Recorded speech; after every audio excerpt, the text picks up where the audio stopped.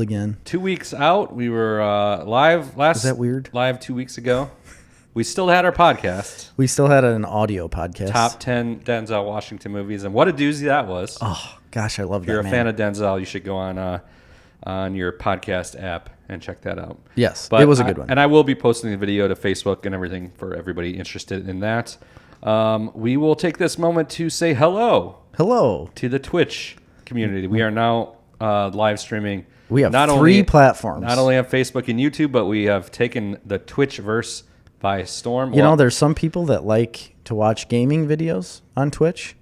They're going to transition over to watching Snarf Talk videos. Yeah. I just feel like it'll be a little more exciting. And if we get some like more serious Twitch action, maybe we'll talk a lot about video games. Ooh, we'll Twitch it up. We both love them. I do. I haven't played very many video games in the last 5 or 6 years, I would say. But the last one I played full through was the Jedi Outcast. Oh, I haven't played that. What's that? Not Jedi Outcast. The new Jedi game. Yes, I know what you're talking about, but I don't remember the name of it. I know. I haven't played that at all, and I really need to. It's a really great game. So, yeah, we're here on Twitch. Welcome to everybody coming back to us on Facebook and all those platforms. Take a minute, please. Like and share this video if you're watching on Facebook or YouTube especially. Hit the share button. Yes, I know it's annoying that people say that on social media stuff, like and share. Oh, smash that like button, bro. We're not trying to be like that, but sharing a video. Smash that like button. Yeah, but sharing the video is huge. I mean, even one share can garner a lot of views. Yeah, we had even just 3 shares last week, and it pushed us like over 1,200 that's views a lot. on Facebook alone. Yeah.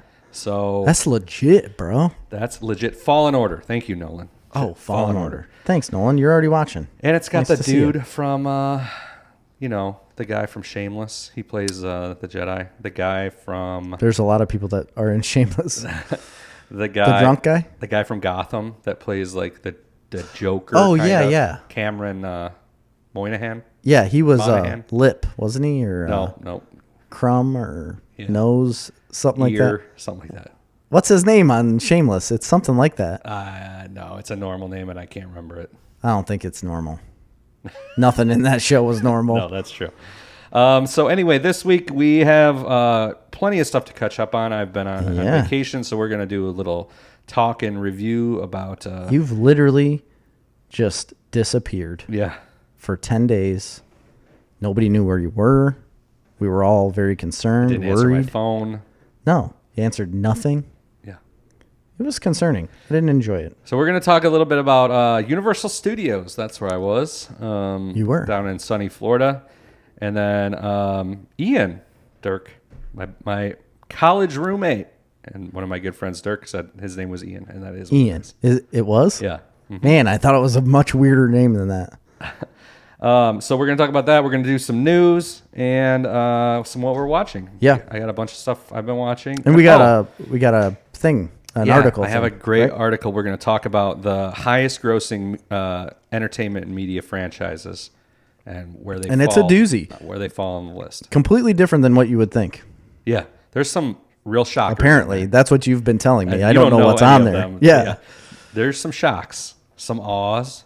Really? Some oohs? Maybe a few oohs. What about an ah? No ahs, but some ooh la las. I love a good ooh la la. It's not said enough. It's really not. I'm going to say it more at home. You're just going to walk around and be like, could spice ooh la up. la. Yeah, I really think it could spice up my marriage. Ooh, Amy. There's some great looking SpaghettiOs. Ooh la la. Ooh la la. I like those ABCs. Are those meatballs? Ooh la la. I tell you what, me and Marley have been doing a Home Chef lately. Not an endorsement. It's a meal like where they come in the mail.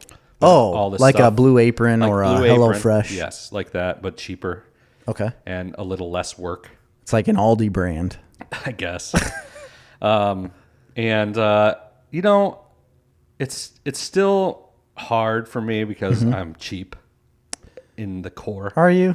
Pretty cheap. I don't think you are. It is expensive, but it's not terribly expensive. It's still cheaper than eating out, which we would do a lot more if we didn't do this. Or if there wasn't a national pandemic where it shut everything down and you can't eat out. I don't I don't play by those rules anymore. I understand, but there was a lot of things that are closed that you still cannot go to eat at. But it's pretty good. I enjoy it. There's a lot of variety, and it's like, I think it's like $20 for a meal that feeds 2 or 4 people. I can't remember. Well, that's pretty cheap. Yeah, I think it feeds 2 people. We were doing the 4 for a while, but then none of the kids would eat anything that we got, so we'd end up making food for them anyway. Gosh, that's so aggravating. So we're getting like 2 meals. Kids are the worst. So tonight I had a green chili pork meatloaf with a. That's your favorite. No, I like regular meatloaf, not pork meatloaf. But this was good too. Oh, well, you were just telling me about a meatloaf a couple weeks ago. That was really good. So anyway, it was a green chili pork meatloaf with a honey Dijon sauce. Ooh, I love that. And some pan-fried cabbage and Brussels sprouts. That sounds great. It was great. Let me ask you, what is people's problem with meatloaf? I feel like there are a lot of people out there that say they don't like meatloaf. My grandpa hates it. It's my favorite food. I really thoroughly enjoy it. I would not say it's my favorite. There are other things that are better. Ever since I was a small child, on my birthday, yes, my mom I would get to request what I wanted for dinner. Mm-hmm. And ever since I was a kid until I left that house, meatloaf every year. Really? That's what I got for my birthday. It's my favorite food. No kidding. Yeah. Maybe I'll make you a meatloaf for your birthday. It's coming up. I'm pretty picky. It's very close. On my loaves. On your loaves, your loaves of meat? Yeah. I don't know why people don't like it. I think it is great. I love meatloaf. Do you like mashed potatoes with it? Or a potato with it? I feel like I have to have mashed potatoes with a meatloaf. No, I want to dip it in there. But then again, to be fair, I want a potato all the time. You brush your teeth with them. I would literally cover my body in mashed potatoes if I could. I don't know why I would do that, but I feel like I would do that. You know, just to live in it. When you're at home, walk in the bedroom, mashed potatoes, say, ooh la la. Yeah, ooh la la, mashed potato monster. I do love potatoes, but I just don't know why people don't like meatloaf. I think it's really good. It's just like if you like ground beef, why wouldn't you like it in a loaf form? How many other foods have catchphrases? Like, meatloaf? Don't let your meatloaf. Is that I have, but I didn't know that was like a. It's a catchphrase. To who? To meatloaf. It's a catchphrase for you. It's one of those dad jokes. Like, hey, don't let your meatloaf. Real knee slapper you got there. Yeah, so you were in Universal Studios. So what about it? Is it still Are we doing fun? that or the news first? I don't care. I can do the news. Yeah, let's jump into some news. Okay. Right away. Because I've been gone. I know. I haven't seen any news. I haven't followed the news. Listen up. There's some big news that has to do with The Mandalorian. Yeah, I knew you were going to go to this one. I'm going to, right off the bat, right off the top, we're going to talk about it. But Gina Carano, she played Cara Dune, has been let go. Axed. Fired. Dumped. Canceled. Kicked to the curb. Yes, definitely canceled in this cancel culture because of some things she said on social media about some pretty unoffensive things. Yeah. I'm not even going to get into it. You guys can Google it and find out what she said. To me, it was kind of like whatever. But it was definitely what it was. Very mild by even anybody's standards. Yes, a lot of people's standards, but apparently there's a lot of people's standards that get offended by everything, and she offended a lot of people.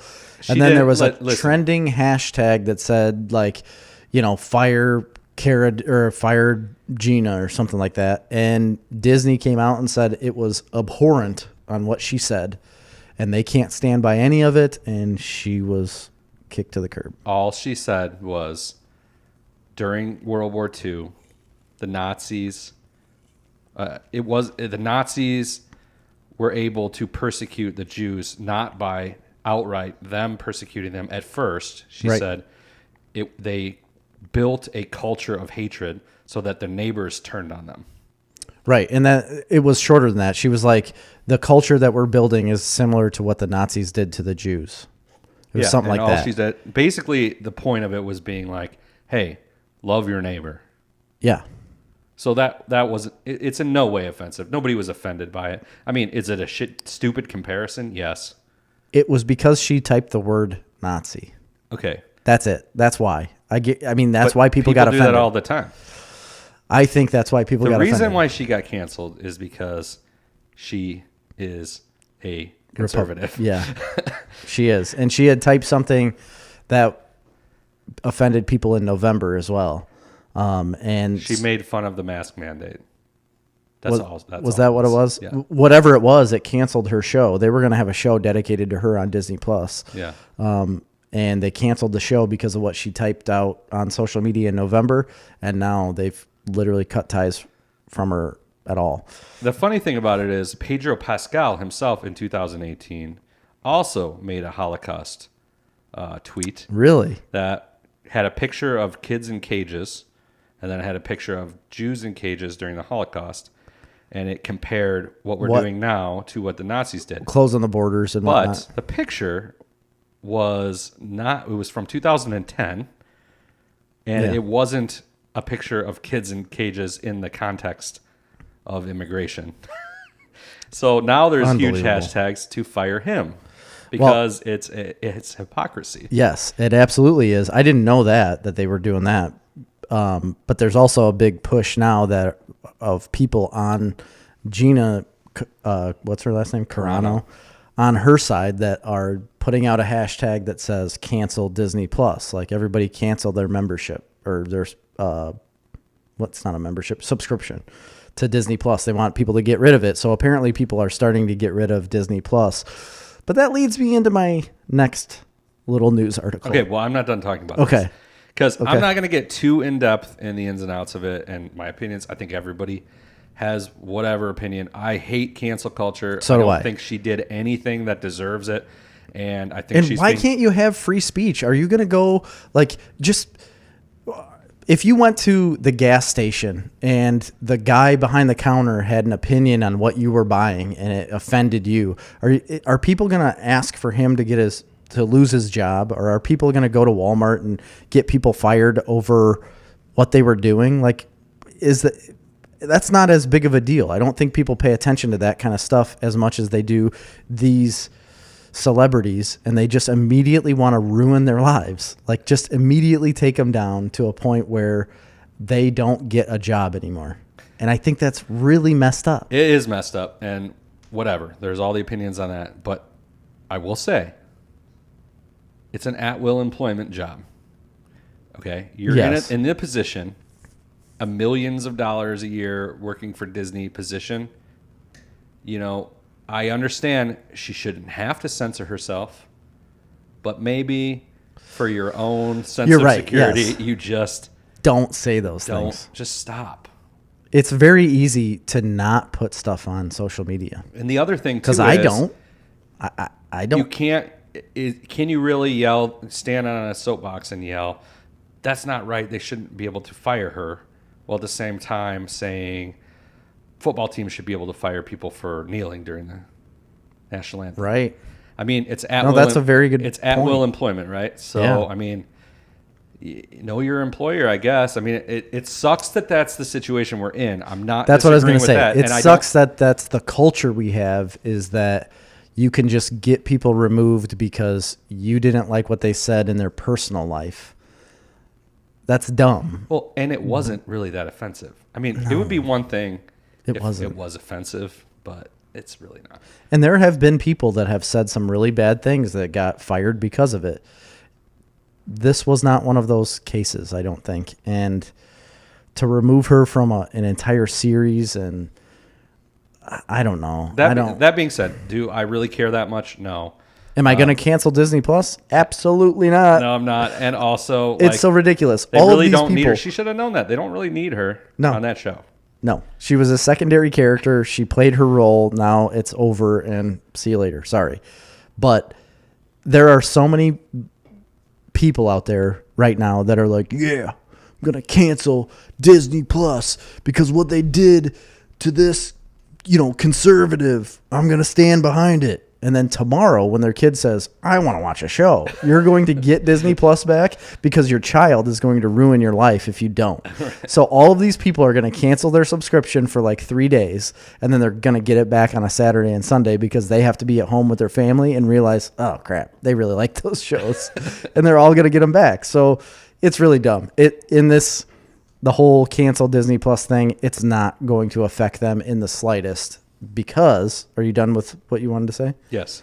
Disney Plus came out and put out like what their subscription, like the amount of subscriptions they have, and they hit 94.9 million subscribers in December. Jesus Christ. Which it says in the final quarter of 2020, but it happened right before Christmas in December.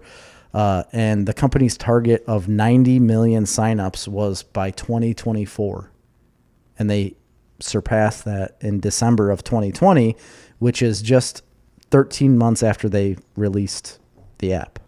They came out November of 2019. In December of 2020, they surpassed their 5-year goal. That's insane. It is insane. And apparently in India, they partnered with a streaming platform in India, and right now India is holding 26% of their subscriptions when they came out in March of 2020.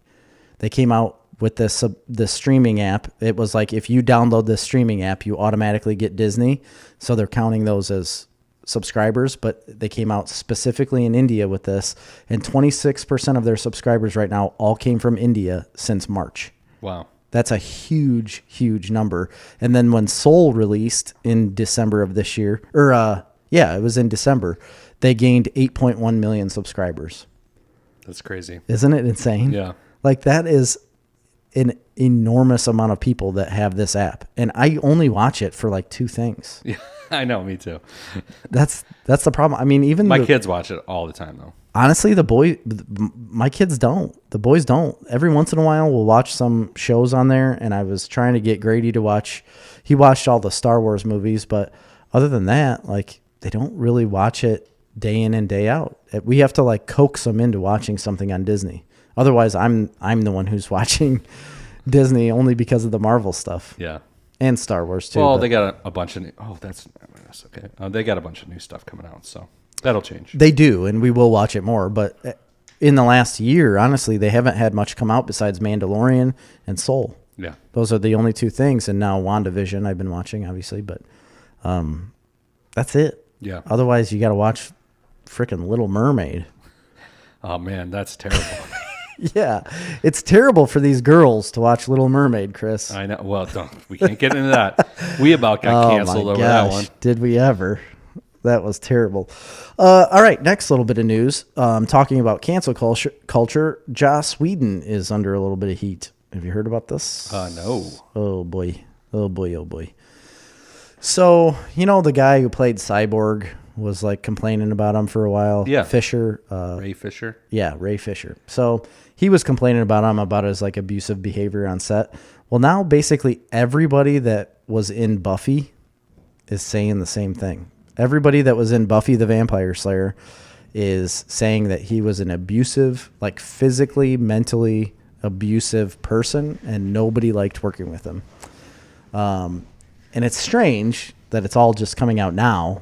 Yeah, it's awful convenient, but one person came forward and agreed with Ray Fisher, and then basically every other actor on the show started to agree with her. I can't remember her name. I didn't write it down, but they're all agreeing with it, and he's probably done in the industry because of this. I mean, now he's a very powerful person. Yeah, and a lot of powerful people suck. Yes.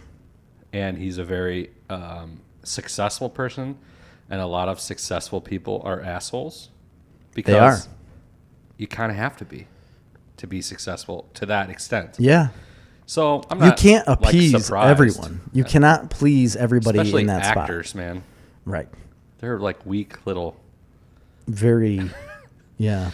So I mean, I'm not surprised that people would think he was an asshole, but also it's like, yeah, people are assholes. Well, they were saying like they've came out with things about sexual assault and different things like that. So I'm not protecting him in any way. I like a lot of what Joss Whedon has done, but the world will go on without him. It will go on without him. We haven't really heard of him in the last 5 years, except for him ruining the Justice League movie, right. Basically.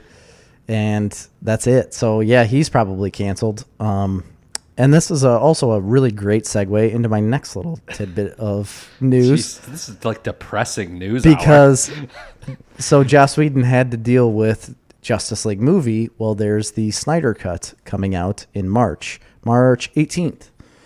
They are releasing the Zack Snyder cut of the film. It's 4 hours long, but they're releasing it in 4 1-hour. I thought they changed that. No, that's what they're still doing. Okay. 4 1-hour slots. Okay.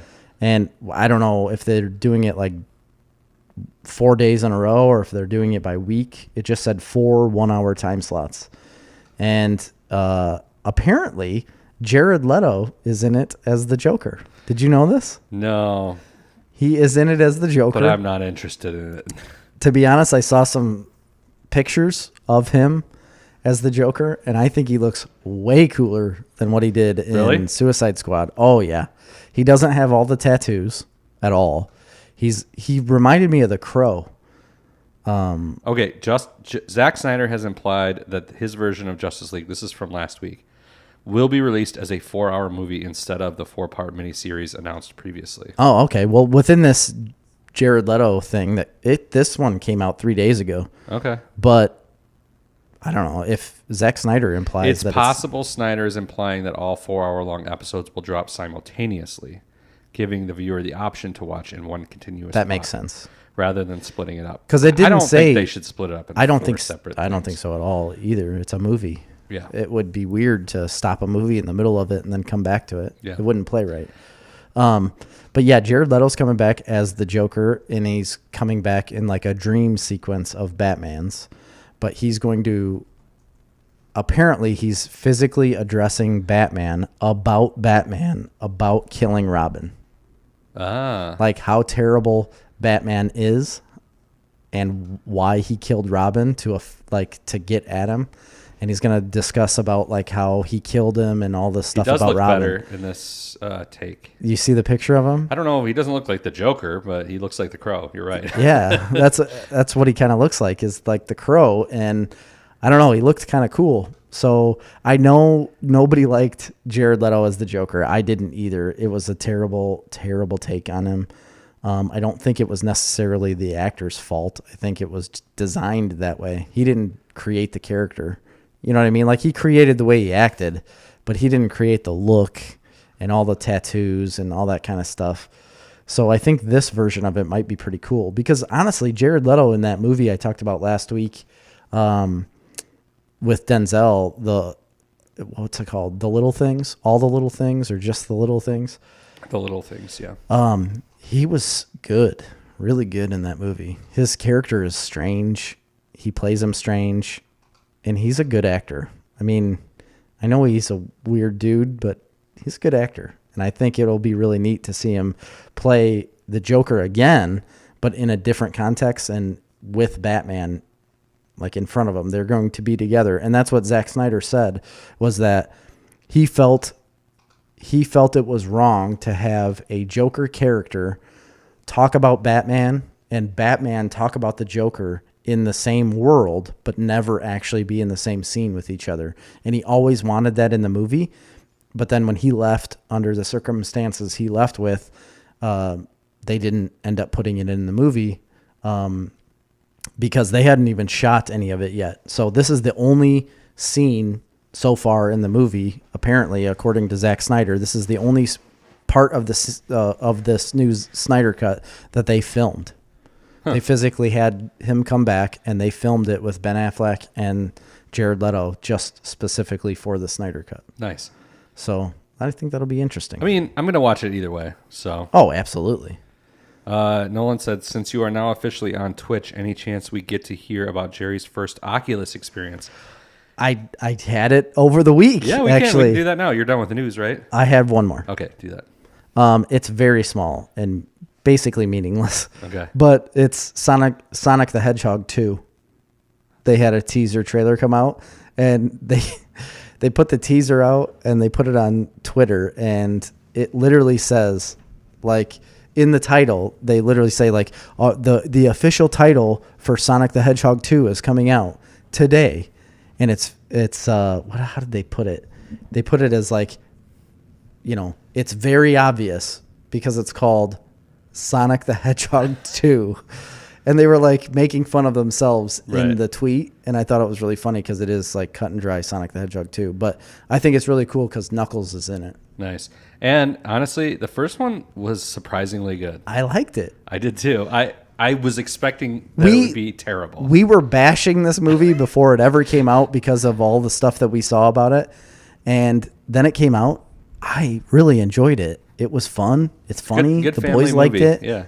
And I'm really excited about this one. It comes out in 2022 though, so we got a little while to wait. So, but yeah, that was my last little bit of news. So Oculus, so I was on vacation last week, and being the incredibly generous person that I am, absolutely, I went out of my way to drive over to your house to hand you my Oculus and say, here, you can have this for the next 9 days while I'm on vacation. I will grace you with the presence of the Oculus to where you can play it whenever you want. And I didn't really get to play it that much on my own because I've got 3 little gremlins that take over my life. They enjoyed it thoroughly. The boys got into this thing and it changed their life because they entered this whole new world. The hardest part was getting them to the games. Like, I didn't have it on my phone like you can watch. You know, like you can watch what the person sees on your phone. I didn't have that, so it was constantly of me taking it off their face, putting it on mine. Like, no. Like, I kept telling them, look at the apps. Quit spinning around in circles and look at the games in front of you. They're big squares. Like, you can see them. And they're like, where? Like, moving around. So I finally got them, like, centered, and Grady was pretty good at it. Grant was okay. Graham, I basically didn't let touch it because he's ridiculous and 4. Yeah. He put it on his face. He never entered a game. I literally only had him in the lobby area where you just had your apps and whatnot, and he had the best time fighting the grid wall, like where I outlined the right, and he thought they were lasers, so he literally like just was punching lasers and kept doing it, which was really fun to watch. But Grady got really into the Star Wars games, so he played Vader Immortal. He played 1, 2, and 3, and went through all of them. And he'd finish when he finished the second one. He took it off. Have you played the second one? I did, yeah. So you fought the Rancor and whatnot. Yeah. Mm-hmm. He took it off and he sat there and he's like, "Dad, that was scary." I said, "What?" He's like, "This big monster busts through the wall and I didn't know if he was going to grab me." He's like, "I didn't know what was happening." He's like, "But I beat him. I got past him." And it like affected him so much. It was really funny to see, but he was standing in the living room fighting this thing and he kept like, he'd stand there and he'd be like, oh man. And then it looked like he was going to fall backwards, but he'd catch himself because he realized like that he was on the ground still. But there's a part where you have to go like on this little narrow like walkway and you could just drop down to like a black abyss, and he was literally in the living room with his hands out like walking like he was on this ledge. I had a really good time watching these kids play it, but then I played Vader Immortal 2, but I didn't play the third one. I haven't played the third one yet. Those games are really fun. They're fun. They're short. They are short, but it's Vader Immortal 2. It's worth it. It's shorter than the first one. It's shorter, and I felt like it's a little buggier. It was harder, I think, because there was a time where I had no idea where I needed to go. I couldn't get to certain places, and then I finally figured it out. But yeah, it was a little bit buggy. I would agree. Did you try anything else? So I played a lot of Beat Saber because I like that game. Yeah. Actually, I was playing that like crazy. Amy had to work late one night last week, and she came home, and I was in the living room, and man, I was getting after it with this Beat Saber. And she came in, and I just all of a sudden heard her start laughing uncontrollably. And she's like, "You look absolutely ridiculous right now." But I was just getting after it, and it was so fun. And I passed a lot of levels. Nice. In Beat Saber, so you probably have them unlocked now. Great. All the way up to like 10. An expert? No, not at all. Oh, that's how I play it. An expert. I never even tried expert. Really? No. Jeez. I just was playing it on the normal levels. Okay. Just because it was so fun. And then I did a lot of boxing, and that ruined me for days. I thought you were being ridiculous. You did. I could tell when I was saying that. You're like, what a weak idiot. Absolutely. I 100% thought that because I wasn't thinking of this game the same way as what you experienced it, right? And what now I've experienced it. I was thinking of it as a boxing game where you sit there and you box and you just see it, whatever. I didn't really understand the physicality of this game. Like, you are physically doing it. The harder you punch, the harder you hit the person, and you have to physically do it. So I boxed 2 people in one night, and that was a mistake because the next day I wasn't too bad, but the second day after I had done that, my whole upper body was wrecked. Yeah. I was wrecked. I felt awful. I was so sore, and I was like, well, I need to get back at it because this is like a workout now. And it really is a workout because you are physically doing these things. Obviously, you don't connect with anything, or you hopefully don't connect with anything, because if you do, it's going to be a wall. Yeah. I made sure I was in the middle of my living room. But then the next day or 2 days later, I boxed again, and it's really fun. I liked that game a lot. And then what else did we play? Oh, climbing, the rock climbing. Yeah. Ascend or whatever it's called, or something like that. Yeah, that one kind of tripped me out a little bit. It's easy to climb, but again, my arms, I was so sore from boxing. Holding my arms above my head and doing that game was a workout, kind of. My shoulders were sore. But I didn't really like it that much because it was like I'd climb this stuff and I'd get to the top and I was like, all right, now I got to do that again for another level. I think maybe if you get further into like harder levels, it would be funner. Or more fun, sorry. It's okay. It was fine. But all in all... You didn't try Arizona Sunshine, huh? I didn't. The boys had it most of the time. I literally played it like one night. I feel like 2 nights. That's the most game-like experience because it's literally a zombie shooter game. Oh, it is? Oh, yeah. I didn't realize what it even was. I mean, it's a video game where you're running around shooting zombies.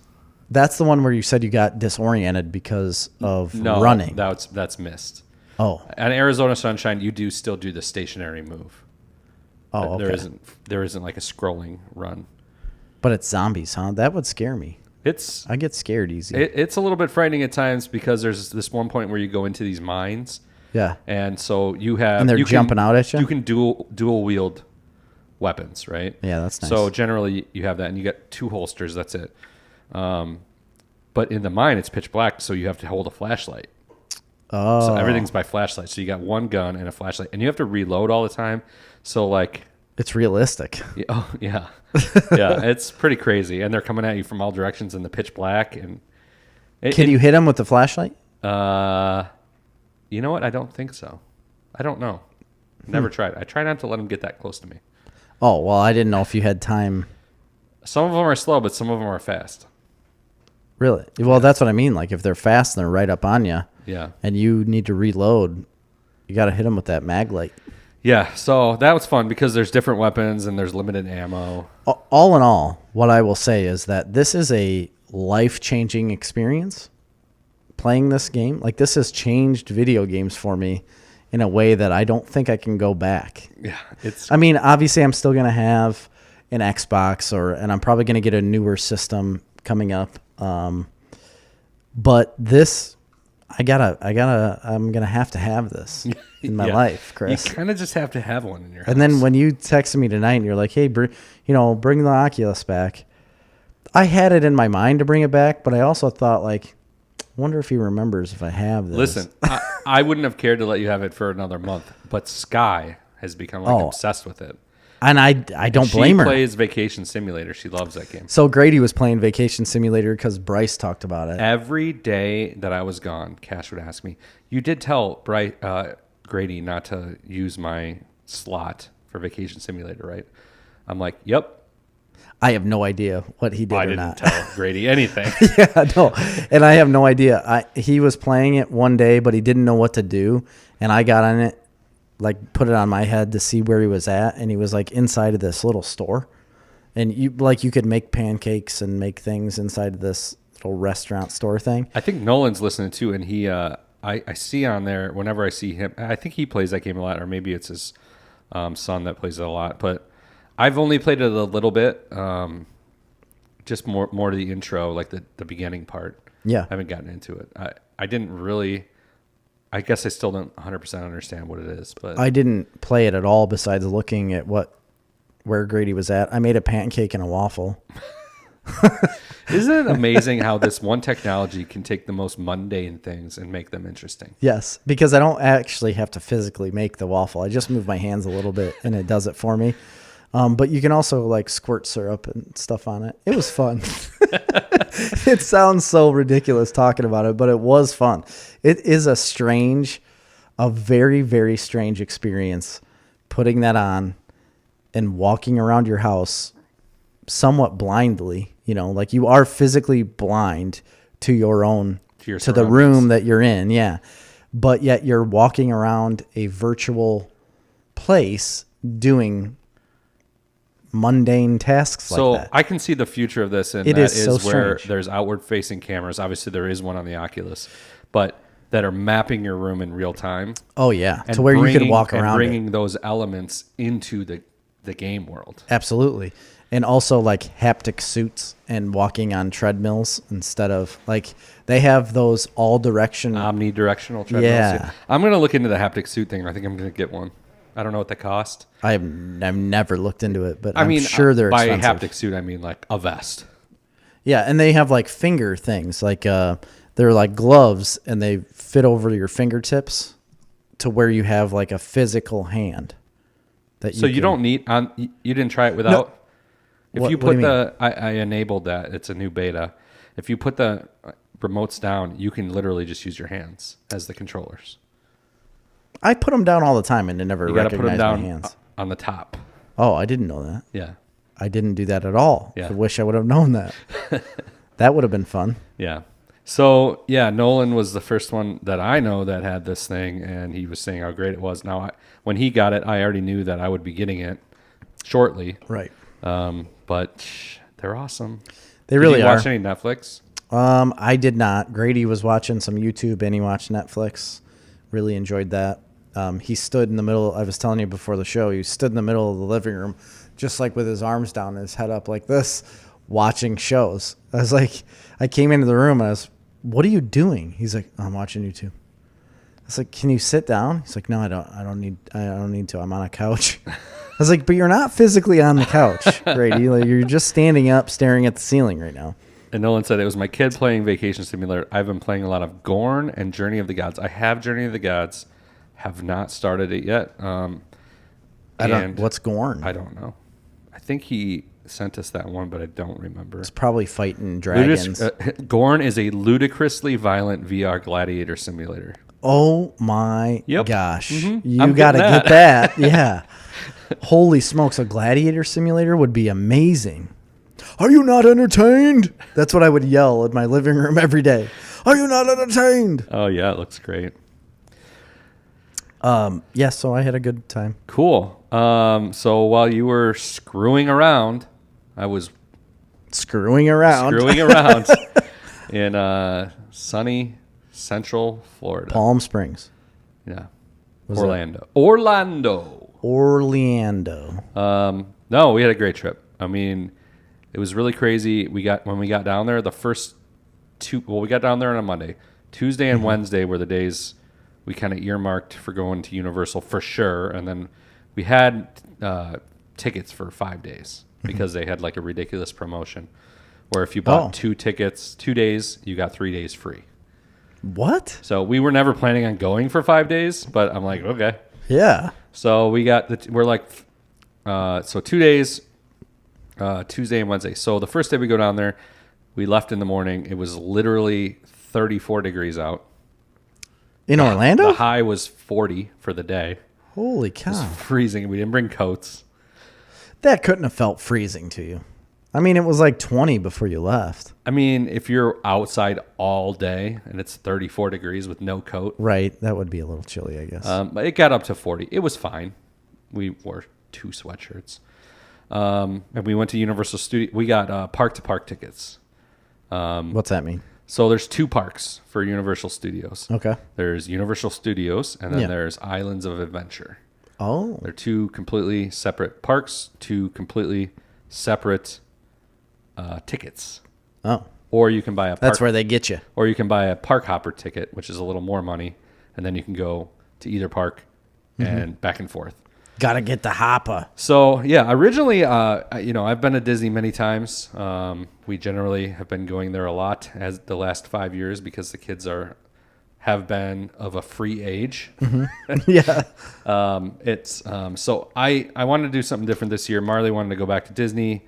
I am tired and bored of Disney, and then also I don't really want to go there during COVID. I just felt like it'd be a pain in the ass. Full of disease, I've heard. Not because of that. I just didn't want to spread it because you were going to bring the disease. No. Oh, all right. I just didn't think a lot of stuff shut down. All the shows, parades, stuff like that. It's not the same, and there's no characters. I don't think. No. Like walking around, which you don't is even get to fine see with them. me. But Universal also has, their own stuff.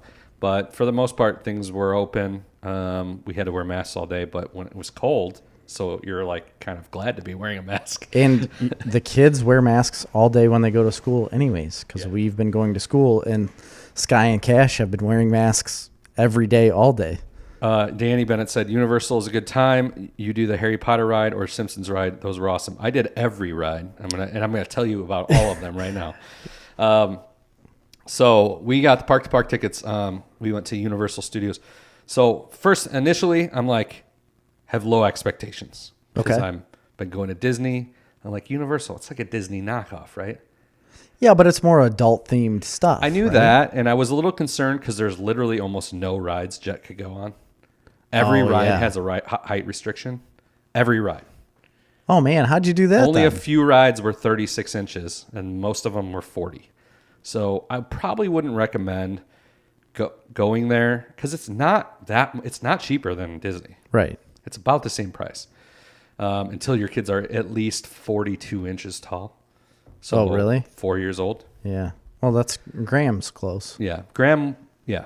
So anyway, we went to Universal, but man, my low expectations were shattered. It is gorgeous. Far superior. Not superior, different, but also in some ways superior. Yeah. Like the attention to detail, the detailing, the IP that exists there I knew they had Harry Potter, which I've been looking forward to. Right. But all these other Universal properties that I haven't really thought about are there. And it's kind of different because, at Disney, it's got all the Disney stuff. That's great. Mm-hmm. It's kind of limited, though.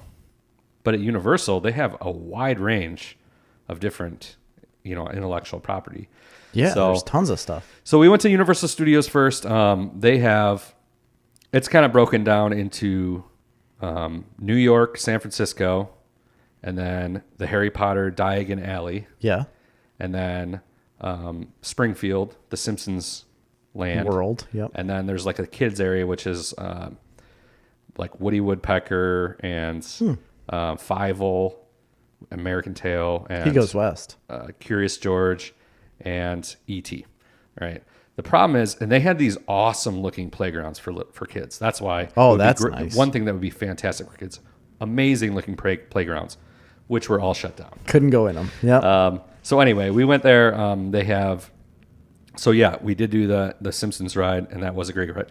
One thing I will say about Universal is a lot of the rides are more aimed at older kids. A lot of them can be scary for little kids. Okay. And a lot of them are screen rides. Oh, where you're just sitting in a chair that moves. Yeah. It's like a 4D experience, kind of. Yeah. A lot of them are moving rides, but you're moving and being flung around and then placed in front of a screen. Yeah. With glasses on or without requiring glasses. Yeah. And those are fun. They're fun, but, most of the Disney rides are not like that. They're actually physical rides, which I think I prefer. Yeah, I'm not a huge fan of the screen rides, but they're still cool. So we went there. They have the Despicable Me ride, okay, Minion ride, which I didn't even know was a Universal IP until I went there. I really didn't either, but love that. Yeah, they had a Shrek, which is also Universal. They have DreamWorks. That's Universal. Yeah, they just bought that. So there's a Shrek 4D movie that we went to. There's a Jimmy Fallon Tonight Show, Race Through New York. There is? Yeah, NBC Universal. Oh, I never thought about that. So they have the Tonight Show store and then this one ride, which is a screen ride, which is meh.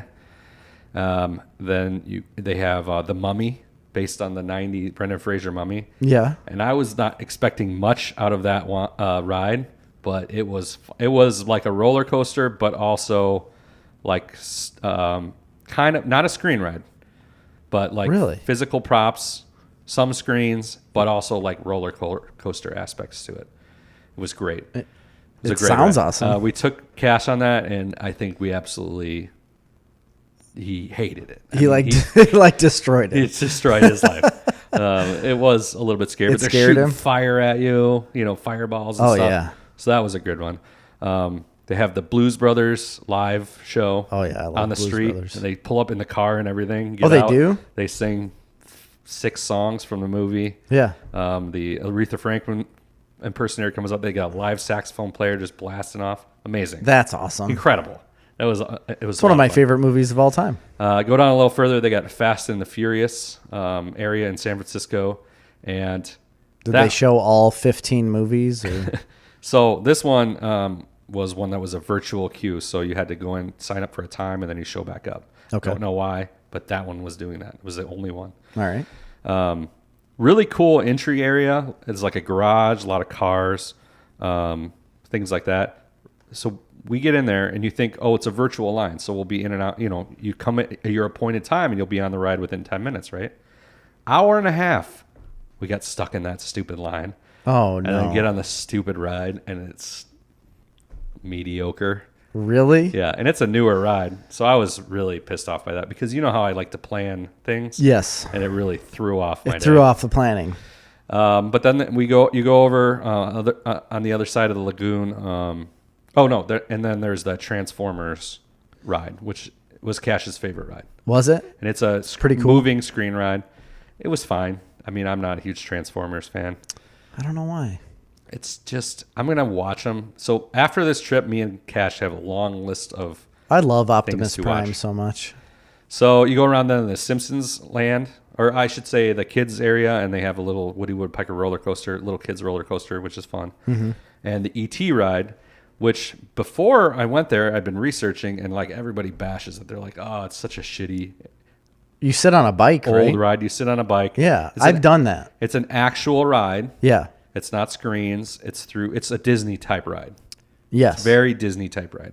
I loved it. I mean, I've done that one, and I remember enjoying it a lot. Cash loved it. The kids all loved it. They wanted to go on it many times. That was back in 2008. Really? Yeah, it was a minute.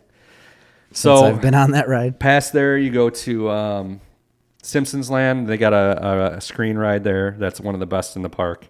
I liked it. It was not my favorite, but I liked it. What do you do on a Simpsons ride? It's in Krusty Land, amusement park. Yeah, it's funny. They got like a little pre-show room that you go into. That's like an advertisement for Krusty Land. Then you get on the ride, and it's basically like The Simpsons at Krusty Land, and Sideshow Bob is chasing you, trying to kill you. Oh, perfect. Yeah, that's good. But it's cool there. They have Fast Food Boulevard, so it's got it's like one of the main restaurant spots, and it's got Moe's Tavern. Oh, really? It's got the Cletus's Chicken Shack. It's got the Bumblebee, the Mexican Bumblebee restaurant, and it's got a couple other ones. So we ate in Moe's Tavern. I had a Flaming Moe and a Krusty Burger. Nice. It's great. What's a Flaming Moe? Oh, it was a drink that Moe made in one of the episodes. Oh, all right. But in reality, it's like orange soda poured over dried ice. All right. Dry ice, so it like smokes. Yeah, so it's an orange crush. Basically. I had one of those today. Danny Bennett gave it to me. Yeah, so then you go around, and the Simpsons Land's really cool. That's a newer land. It's all themed. Mm-hmm. And then you go around, there's the Men in Black Alien Attack ride, which is a moving ride where you have a gun and you're shooting alien targets. I'm pretty sure I went on that one as well. Yeah, and it's fine. And then you go over to the cream of the crop, Diagon Alley. Creme de la creme. And you can't see anything from Universal Studios until you walk through that wall that moves, the bricks move. They don't actually move. But in the movie, right. Yeah. They move. I know. Okay. So they have that kind of cutout wall, and you go in there, and you're just like, what? It's incredible. Is it really? It's unbelievable that they built this. And it's not that big. It's like a main street and 2 like side streets. But the end of the main streets is like the Gringotts Bank with a giant dragon sitting on it that blows fireballs every 5 minutes. Yeah. It's a lot of fun. And there's one ride there. It's the Escape from Gringotts. All the Harry Potter rides, or not all of them. I'll get into that later. But it's like a part screen ride and part moving coaster kind of ride. Okay. Also a little scary for little kids. Cash didn't care for it. Sky loved it. That's weird. Great ride. Absolutely incredible. All the Harry Potter rides are top notch. I mean, better than most anything you can get at Disney. No kidding. Yeah. Other than maybe the Avatar ride, Flight of Passage at Animal Kingdom. Really, really fantastic ride. And then you have the Ollivander's wand shop. Danny's talking about that, where you go in. Mm-hmm. You go in now only with your family, so you have to wait for a half an hour to get in there. Oh, jeez. They have a little ceremony. We did that. Cash got picked. Oh, really? And the actor guy is like trying him out these wands. He's like, try and point at that ladder over there. And he waves it, and like books fall off the shelf. He's like, no, that won't do. Try the cool oak wand with the phoenix tail. Wave it at that plant. And he waves at the plant in the corner, and all the flowers wilt. He's like, no, that's not the one. And then he gives him the other one. He's like, this is oak with a dragon's heart. And like all of a sudden lights shine down from the ceiling, and it just the background music goes, oh. That's awesome. And then you're like, okay, move on. Yeah. And then they're like, the hand catch the wand. They're like, it shows you this is your wand. And then you walk into the other room, which is Ollivander's wand shop. Yeah. Like where people are purchasing things. And the wand is available for purchase. Of course it is. For $55. $55. Yeah, but they're interactive. So all those storefronts, they have little marks on the ground, and it tells you the way to do a spell and the word. Way. And you do it into the window, and something in the window happens, depending on what the spell is. So that's like pretty cool. If there's like a feather and a quill, and you're doing like Leviosa or whatever, the quill goes up in the air and starts. So, yeah, ooh la la, Harry Potter land. So it was great. I mean, I'm a fan of Harry Potter, but even if you weren't, it's pretty incredible just to see it. Is it really? And then, so you go on over, and since we had the park hopper tickets, you can take the Hogwarts Express. You go through the train station. Right. You get on the train.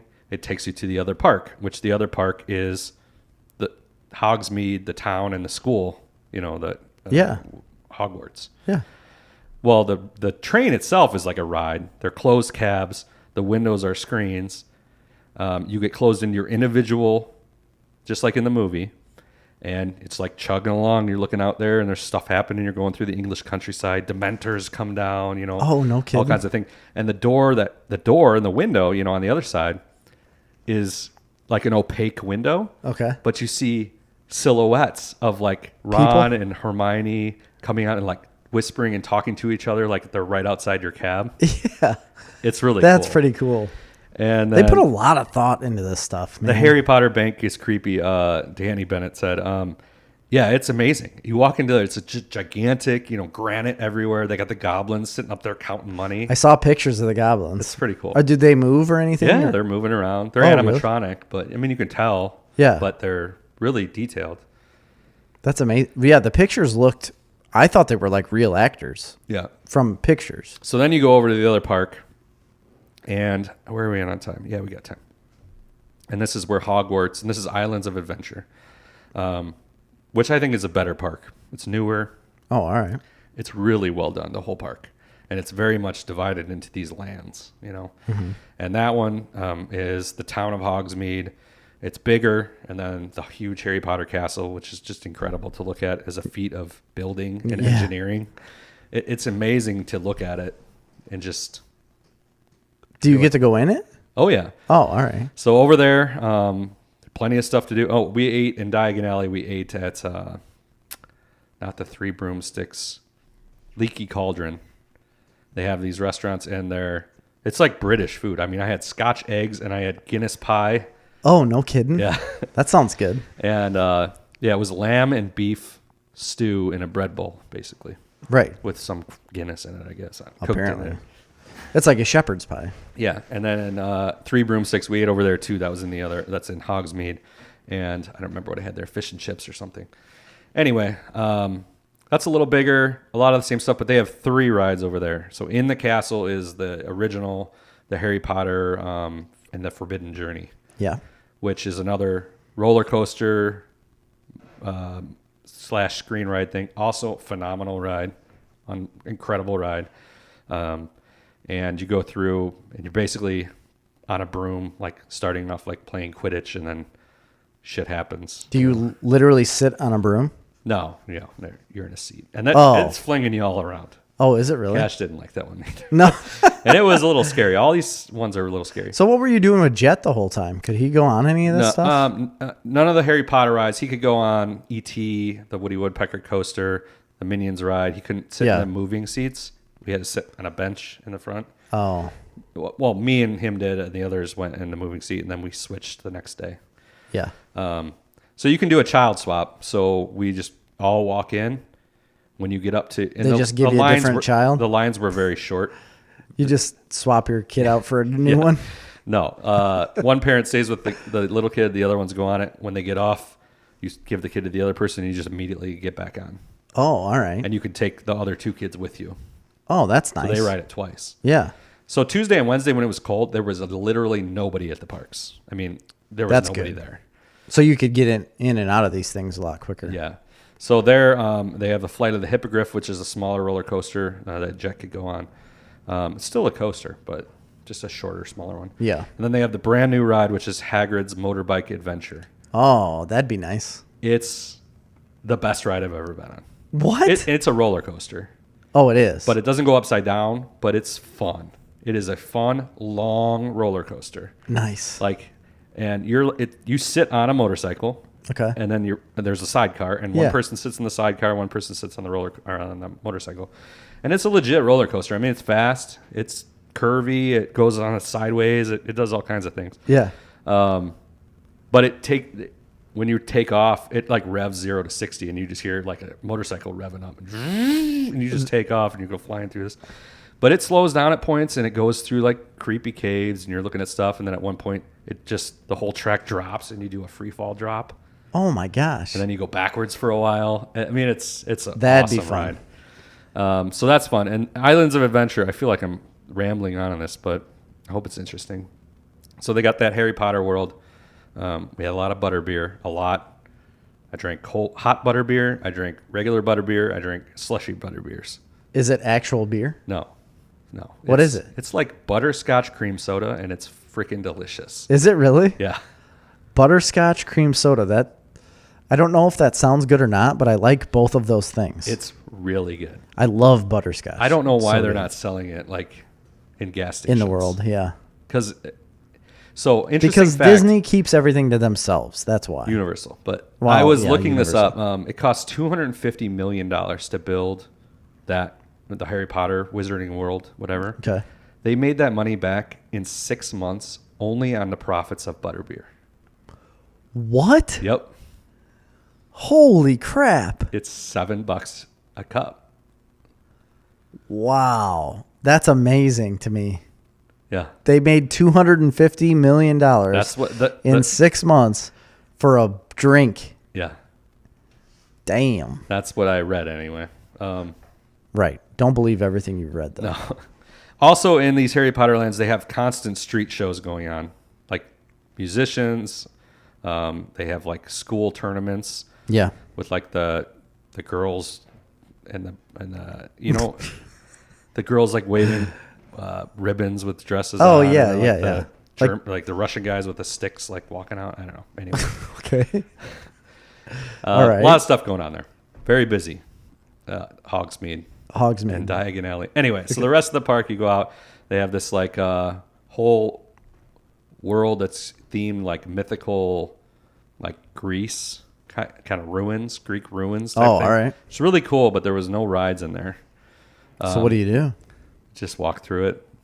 And there is a ride, but it's closed for whatever reason. I don't know. That's strange. They do have this cool thing. It's a big fountain.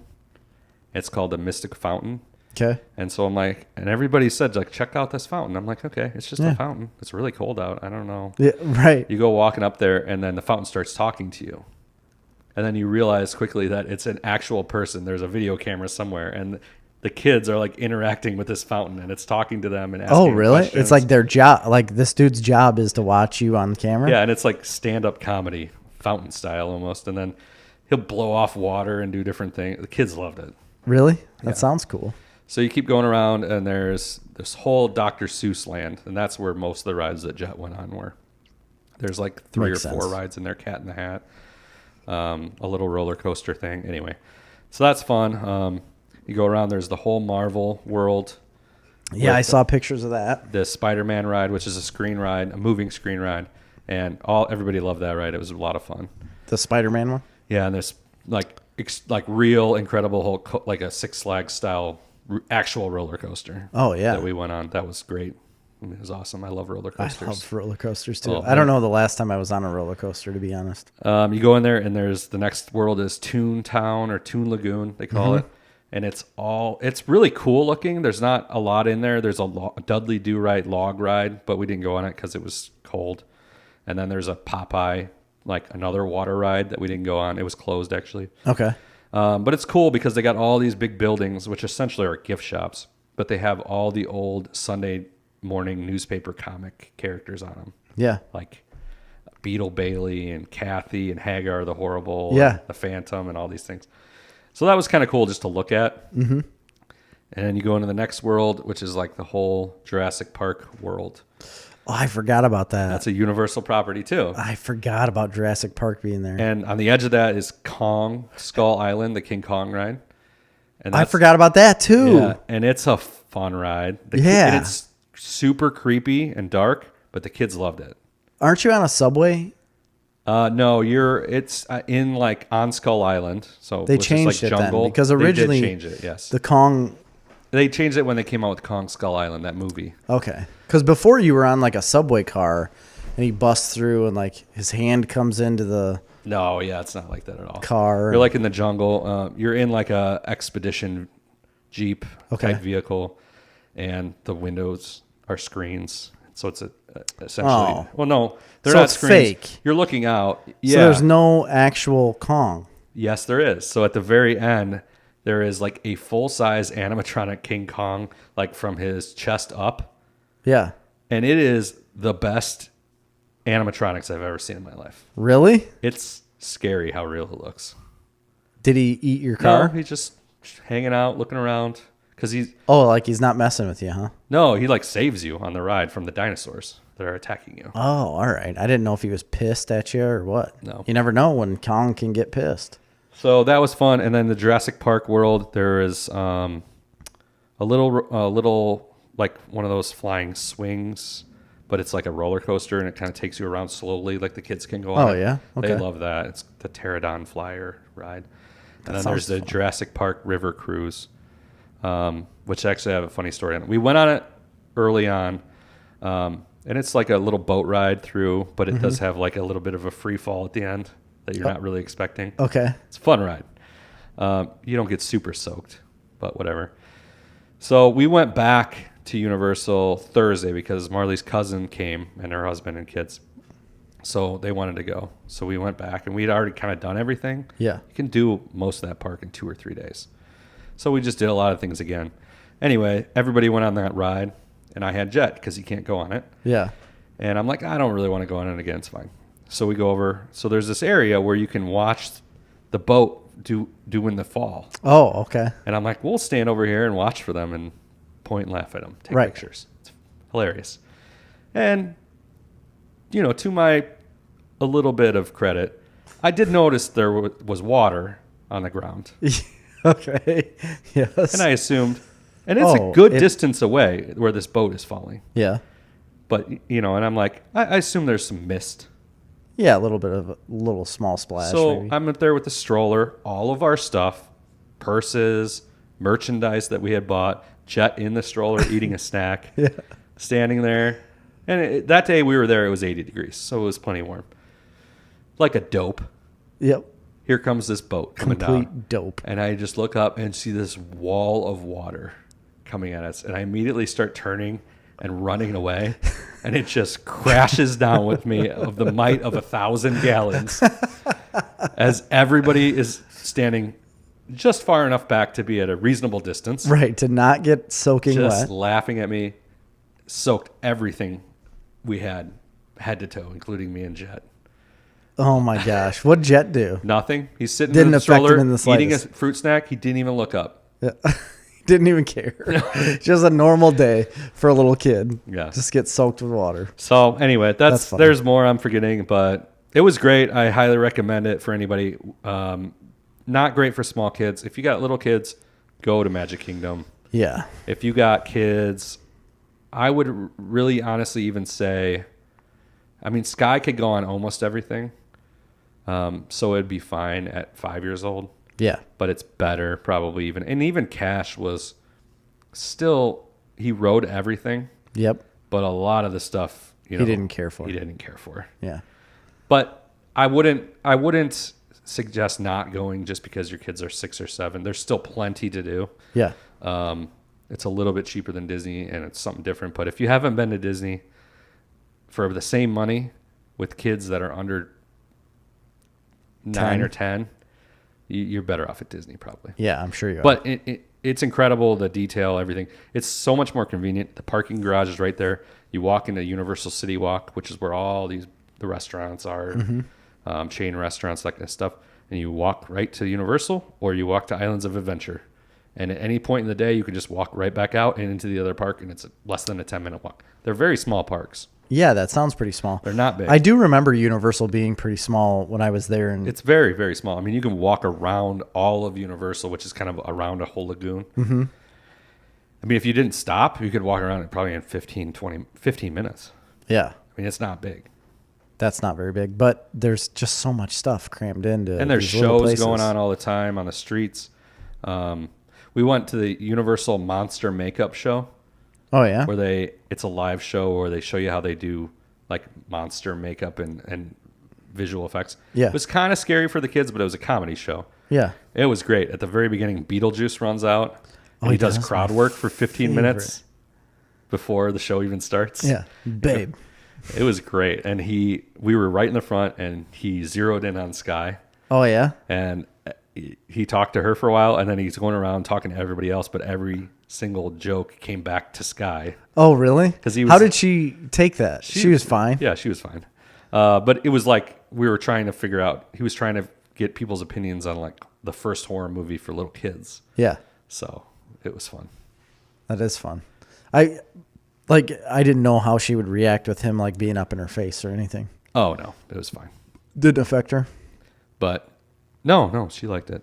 A lot of social distancing and mask, and that got a little bit annoying at one point. Sure it did. But because the difference is like here with what you do on a normal day-to-day basis, you don't really have to wear a mask all that much. The masks don't bother me. The hypocrisy of the little things bother me. Like it's okay to do that over here, but not over there. Yeah. You don't have to wear your mask in the restaurant full of people, but you have to wear it in this line where you're 10 feet apart from people. Or you don't have to wear it on the Jurassic Park ride because you don't have to wear it on water rides, but you have to wear it. And, we got to space out. So this ride. How aggravating. This ride waits because they got to disinfect everything between each car ride, passenger ride. But the next ride you go on, there's nobody disinfecting anything. Wow. It's just the inconsistency of it is what's annoying. It's just all made up as it goes. Absolutely. And that is super frustrating. And if you take a mask off at all, it negates the whole idea of wearing a mask. I don't care where you're at or what you're doing. If you take the mask off, there's no point in wearing it the rest of the day anywhere else you go. Or there's no point in wearing it at all. That's what I mean. Anywhere you go, there's no reason why you should have a mask on. Why do we have to wear them outside walking around in these parks? Right. When you're when they're not full and you're a ways away. Now, we went back Thursday, and it was packed. Okay. Because it's closer to the weekend. No, because the weather turned. It was nice. Friday, we went to the beach, to Cocoa Beach. Had a great time there. But Saturday, we just hung around and swam at the house all day. But that night, we went to Disney Springs, which is like their downtown shopping and restaurant district. Okay. I've never seen it that packed. It was so unbelievably packed. Wow. But all of the stores, it's all shopping, right? All of the stores had 20-minute lines to get inside because they were doing one in, one out.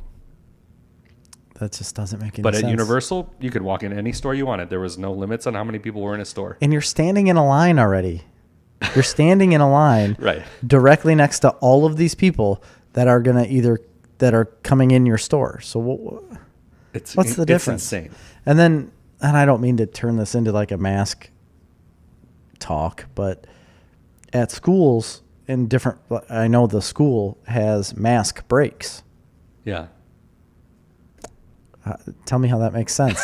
How you have to wear. Tell me how much sense it makes that they're playing high school basketball in masks right now. Right, so. I know. I don't want to get into any of that. I sent you a picture of that. I was just like, I couldn't believe it. I can't believe it, no.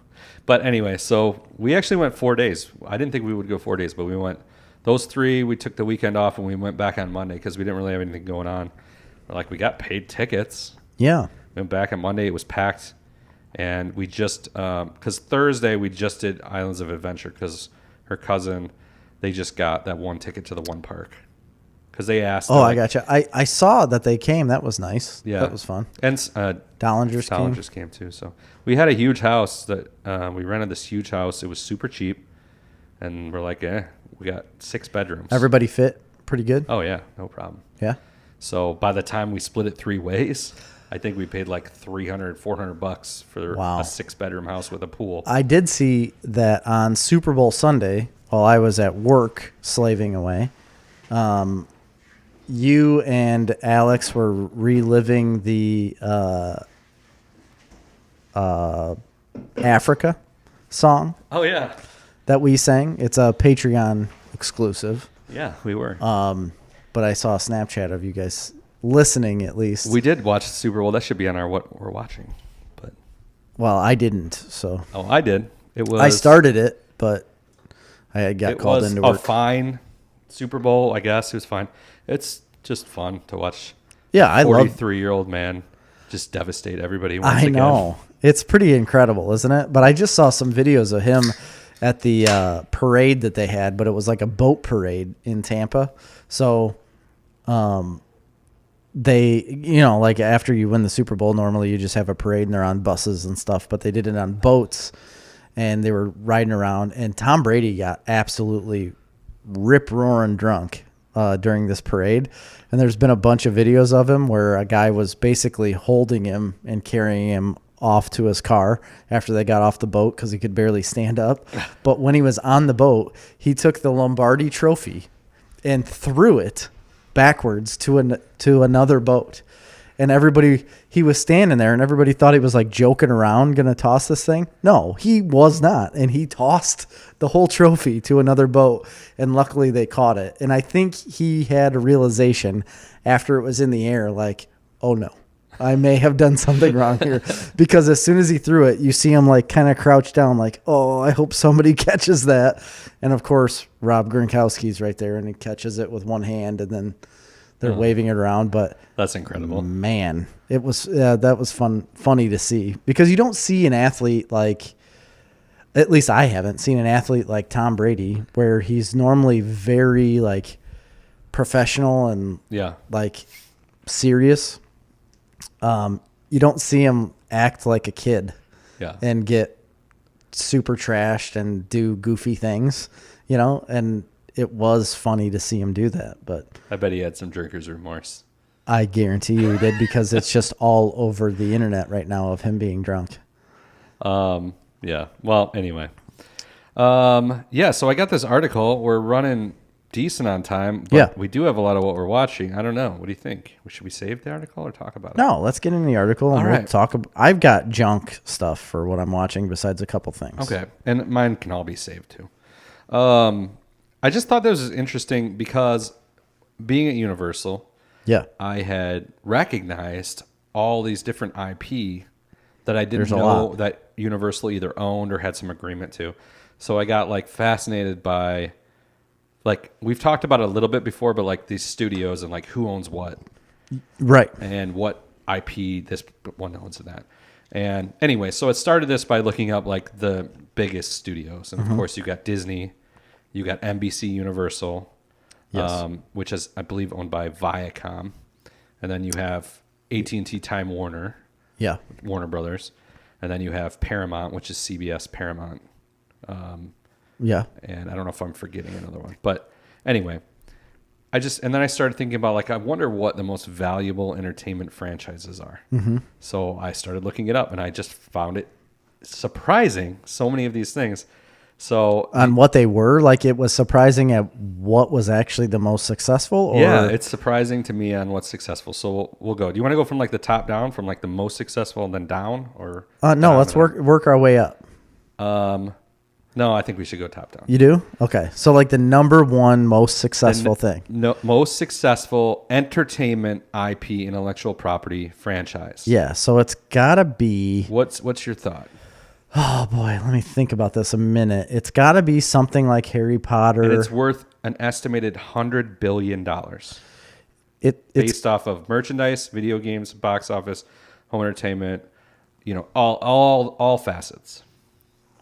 I think it might be a Harry Potter or Star Wars type thing. I think it's Harry Potter. Number one, Pokemon. Oh my gosh. I would have never guessed that. They Nintendo. Have one movie. But think about... It's just only video games and merchandise. And cards. Number one by far is merchandise. It's $76 billion. And then video games, then box office, then strategy guide books, and then jet aircraft sales. They must sell aircrafts. Pokemon. I guess. But you got to think about China and Japan and other countries. Oh my gosh, that just is incredible to me that Pokemon can be the number one. Yeah. Number two. Oh my gosh. You got a guess on number two? Estimated at $84.5 billion. So that's the Harry Potter one. Hello Kitty. What the? Are you kidding me? Yeah. I am way off on this. You got to think of Asia. Okay, so we get to number three. We get back to the U.S. of A. Okay. Yeah, back to the Walt Disney Company. Number three, Walt Disney's most successful franchise, and then also the third most valuable franchise of all time. Okay. Mickey Mouse. The Pooh. Winnie the Pooh, huh? That's still surprising because it's like, can that be? It's a book and a sales, cartoon. Almost $80 billion in retail merchandise sales. But think about how long Winnie the Pooh's been around. I mean, they've been pumping out Winnie the Pooh stuff for, half a century, That's if not more. More than Star Wars. More valuable than Harry Potter. Winnie the Pooh. Winnie the freaking Number Pooh. 4, another Disney one. Mickey Mouse and Friends. Mickey Mouse, I could see. Yep. So I was getting ready to say Mickey Mouse when you said Winnie the Pooh, because that I can understand that. Now, okay, we'll get to number 5. Also, Disney. This is number 5. This will be the first IP that's in your realm, our realm of existence, not Winnie the Poohs and Mickey Mouses and stuff like that. So what's your thought on the most valuable of what is relevant? Star Wars. It is Star Wars at number 5, worth an estimated $68.5 billion. This is interesting to me because Disney bought Lucasfilm for like $4 billion. For $4 billion. Yeah. All right. Merchandise sales of $42 billion, box offices of $10 billion, home video $9 billion, video games $5 billion, book sales $1.8 billion, TV revenue $280 million. Wow. So we'll just keep going down this list. Yeah, that's incredible. Number 6, another Disney. Well, of course, they bought everything. They've literally bought everything. Princesses. Like, is it an individual princess or just... It just says Disney princess, actually. I don't agree with the way they rank that then. Because... it's not all Disney princess. I don't know what that means, but it's retail sales of the Disney prince. There's a retail line called Disney Princess. Oh, they sell clothes and dolls and stuff like that. So this is only retail stuff that's based off of then? No, they're based off everything, but Disney Princess is retail sales and home entertainment. So that's multiple movies. But it's just $14 million on home entertainment. So they're talking about retail sales. Wow. Which makes sense. Like the Disney Princess line of stuff is what every little girl and there's a gets. whole every little girl that has ever been born since a Disney movie has come out gets Disney Princess stuff. Yeah. I mean, number 7, never even heard of it. It's from Japan, so I'm not even going to. It's a manga series called Tamagotchi. And Pan Man. You've never heard of Old Pan Man? It's a classic. Yeah. It's a Sunday afternoon classic, Old Pan Man. I guess. So it's my dad used to sit me down and say, Jerry, come over here. It's time to get into the Pan Man. Old and Pan Man. Old Pan Man's on the tube. Okay, so we got the next one. Number 8, back to Disney and back to your sphere of experience. Wait. Have we left Disney? And Pan Man. Well, yeah. I forgot about Pan Man. Is... Say that again? My lack of experience? No, in your realm of experience here, we're at number 8. Is going to be Harry Potter. It's going to be Marvel Cinematic Universe. Oh, I forgot about Marvel. Man, Harry Potter hasn't made that much money is what I thought it did. And then we go back down to number 9, and we're back to Nintendo here with... Ooh, Zelda. Mario. Ah, damn it. And then we round out the top 10. I believe that's 10. 6, 7, 8, 9, 10. With Star Trek. Finally, Harry Potter. Harry Potter at number 10. Now we get into where I would normally stop this topic. Yeah. But it continues to be interesting. Number 11, Hasbro. A Hasbro character? Yeah. Like one specific character? Yep. I don't even know what Hasbro characters there are. Transformers.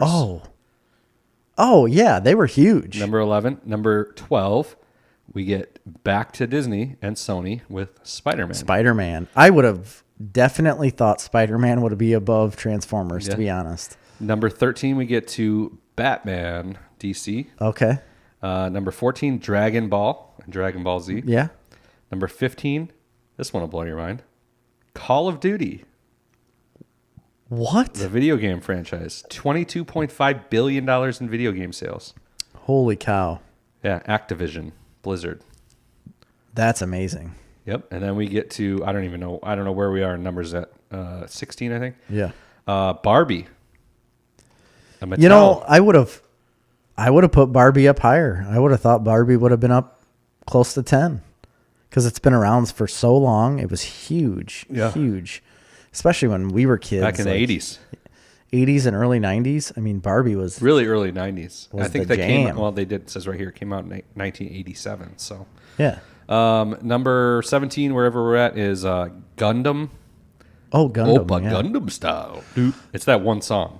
Right. That's worth $23 billion. Gundam is a big animated show, and they made a whole Gundam character in... Japan that's like a life-size Gundam robot that moves around. Yeah. It's incredible. Next, we're back to Disney. What do you think? Behind Star Wars and Marvel and Disney princesses and Winnie the Pooh and Mickey, what's the next most popular Marvel franchise? At 18, I think we're at. A Marvel franchise? No, at Disney franchise. Behind Marvel. I'll give you one Star hint. Wars. It's Pixar. It's a Pixar movie. Why am I blanking on this? I'm thinking of like Monsters Inc., but that's not it.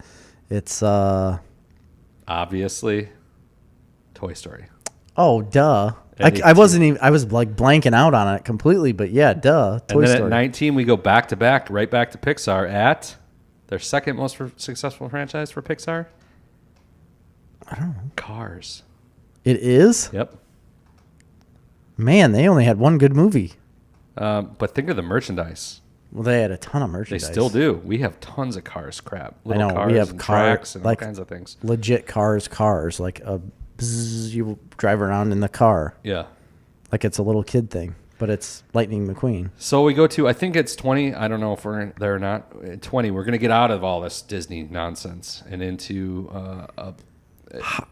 This is what blows me away, is that Disney has the most profitable IP out of anyone in the world right now. Like, they are loaded with money. Yeah. It is insane. Yeah, right. It is.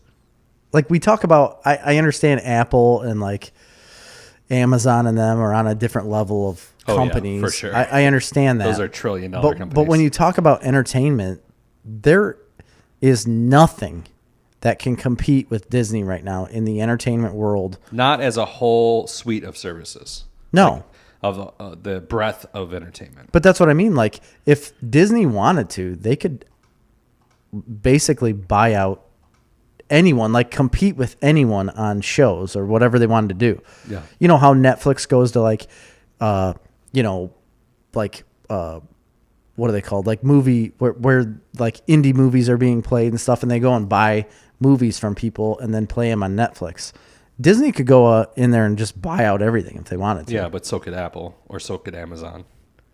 And frankly, right, Netflix is a huge company in itself. So. It is, but I don't think it's rivaling Disney at this point. I don't know about that, but you think it is? They're huge. They're a huge company. I mean, I don't think they're as big as Disney, but it's close probably. We're talking about the biggest IP in the industry, and it's all almost Disney owned. Yeah, it's crazy. But think about it. Most of that's Star Wars and Marvel. That's not true. Actually, there's more other stuff that I've said. Freaking Winnie the Pooh. Okay, but take away Pixar, Lucasfilm, and Marvel. But you can't take it away. They own it. But if you did, I would say that's the moves they made that were so successful. I know. I mean, because those are groundbreaking things. If they were still trading on Winnie the Pooh and Mickey Mouse, even though, granted, those are 3 and 4 most. Yeah. I'm saying though, that's all they had. Yeah. Before that, yeah. Well, we'll keep going here. Number 20, Lord of the Rings. I knew Lord of the Rings was going to be in there somewhere. The Tolkien estate. I'm surprised we haven't heard anything about Star Trek. We're not there yet. Okay. Number 21, Yu-Gi-Oh. Really? Yeah, they sell $10 billion in trading cards. It got really big in the 90s, yeah. like late 90s, early 2000s Yu-Gi-Oh. Number 22, Peanuts. Wow. Yep, owned by Sony Music Entertainment Japan. Those poor kids. Estimated $16 billion in retail sales and box office sales. Wow. Charlie Brown killing it. Number 23, I think it was at Dora the Explorer. Are you kidding me? Owned by Nickelodeon. Dora the Explorer. They just had their very first movie come out. What makes the money? I think it's very clear, and that's when you start looking, is retail merchandise. And children's content, because you're selling it. But it's retail merchandise that's making all these billions, not movies. No, not it isn't. TV shows. Not books. It's clear that it's all retail sales. Number 24. That tells you the markup. Warcraft. That makes sense. Number 25, The Simpsons. Number 26, The Lion King. Really? You know what leads the way? I would have never assumed Lion King or any of that. You know what leads the sale? Or leads the Lion King in... James Earl Jones. No. What leads them in dollars, like earned? Posters. That Broadway show. Musical theater. No kidding? $8.2 billion. I hear it's a very good show. They've made on musical theater. Can you believe that? $8.2 billion? More than box office sales by 4 times. Holy crap. Yeah. Number, I don't know where we're at, 26, Teenage Mutant Ninja Turtles. And then we go to Dungeon Fighter Online, a computer game. I have never even heard of that. It is by Tencent, which means it's Chinese. 27 is The Avengers. Okay. 28 is Pac-Man. Jeez. $14 billion in video game sales. Unbelievable. $1 billion in merchandise sales. Number, what am I at? 28. 28. Looney Tunes. Yeah. Again, that's what I'm talking retail about. Sales. 29, SpongeBob SquarePants. 30, Power Rangers. 31, James Bond. 32, Frozen.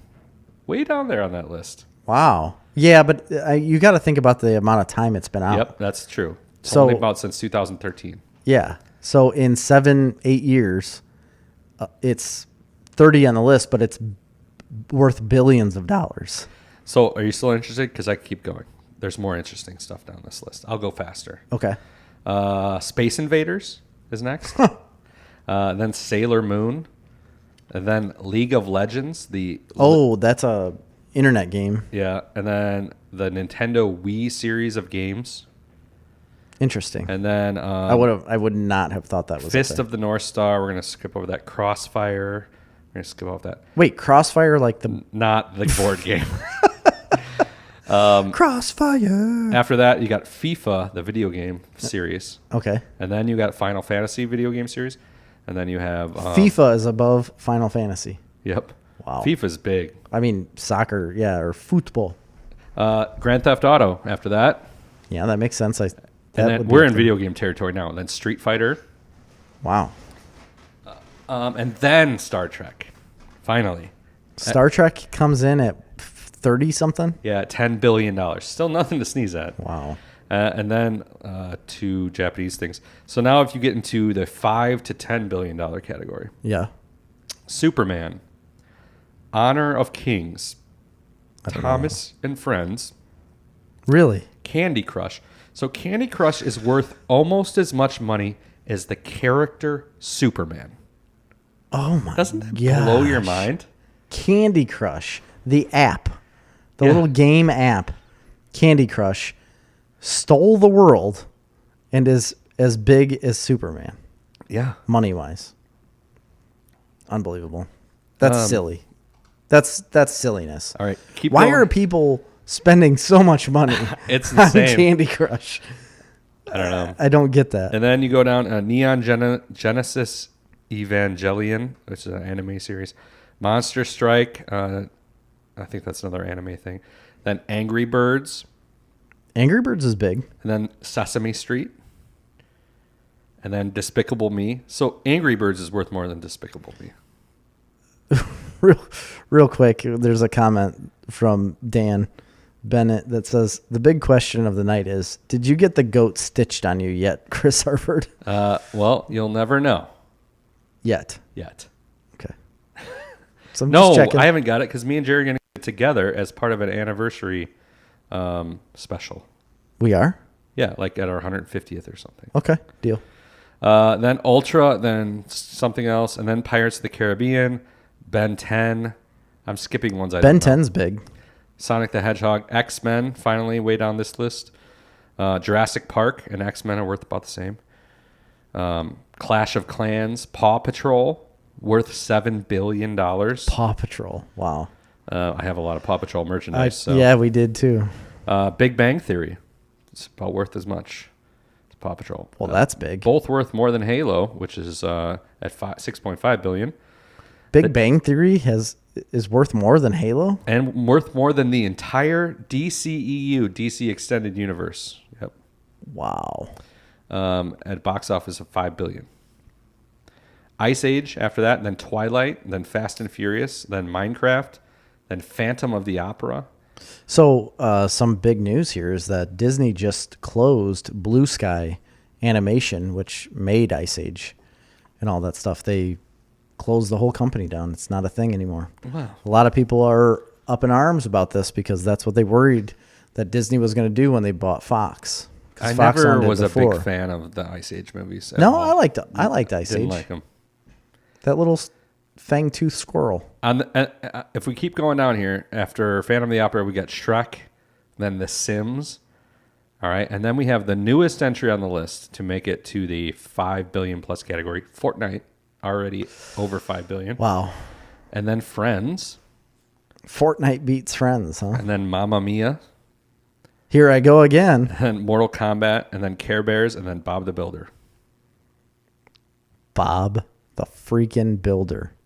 Worth a $5 billion. IP. I mean, do you want me to keep going? Because there's lots of great ones going down even further. No, I think we need to get into what we're watching. Okay, but like all of those things are above. I'm just going to pick and choose. They're above.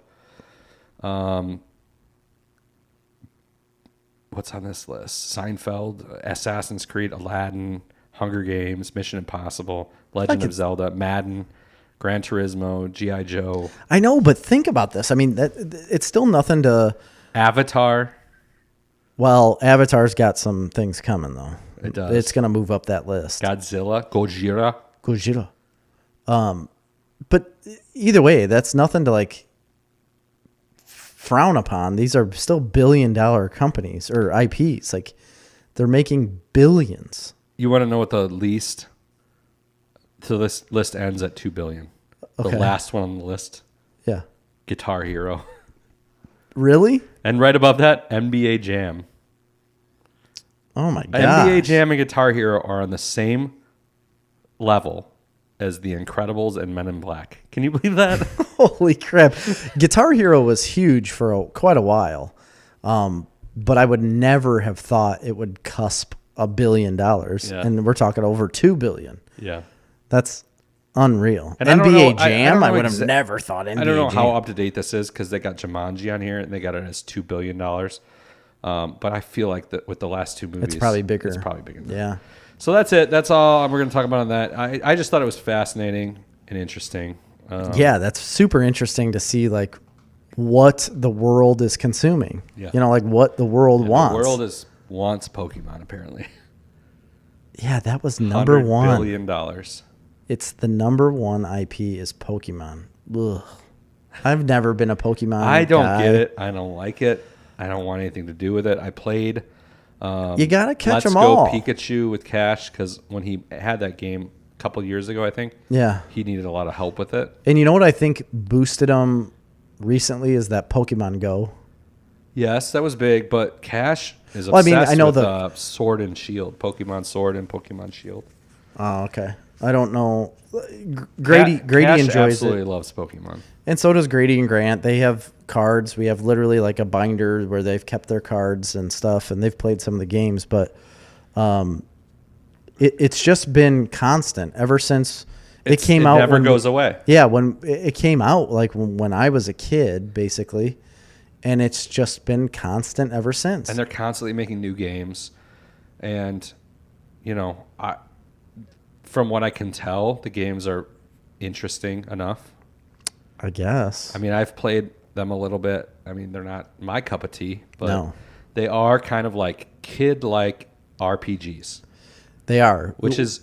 And what is still really big is the Game Boy games that they had. Yeah. Like people were obsessed with those Game Boy games, and they are worth a lot of money now.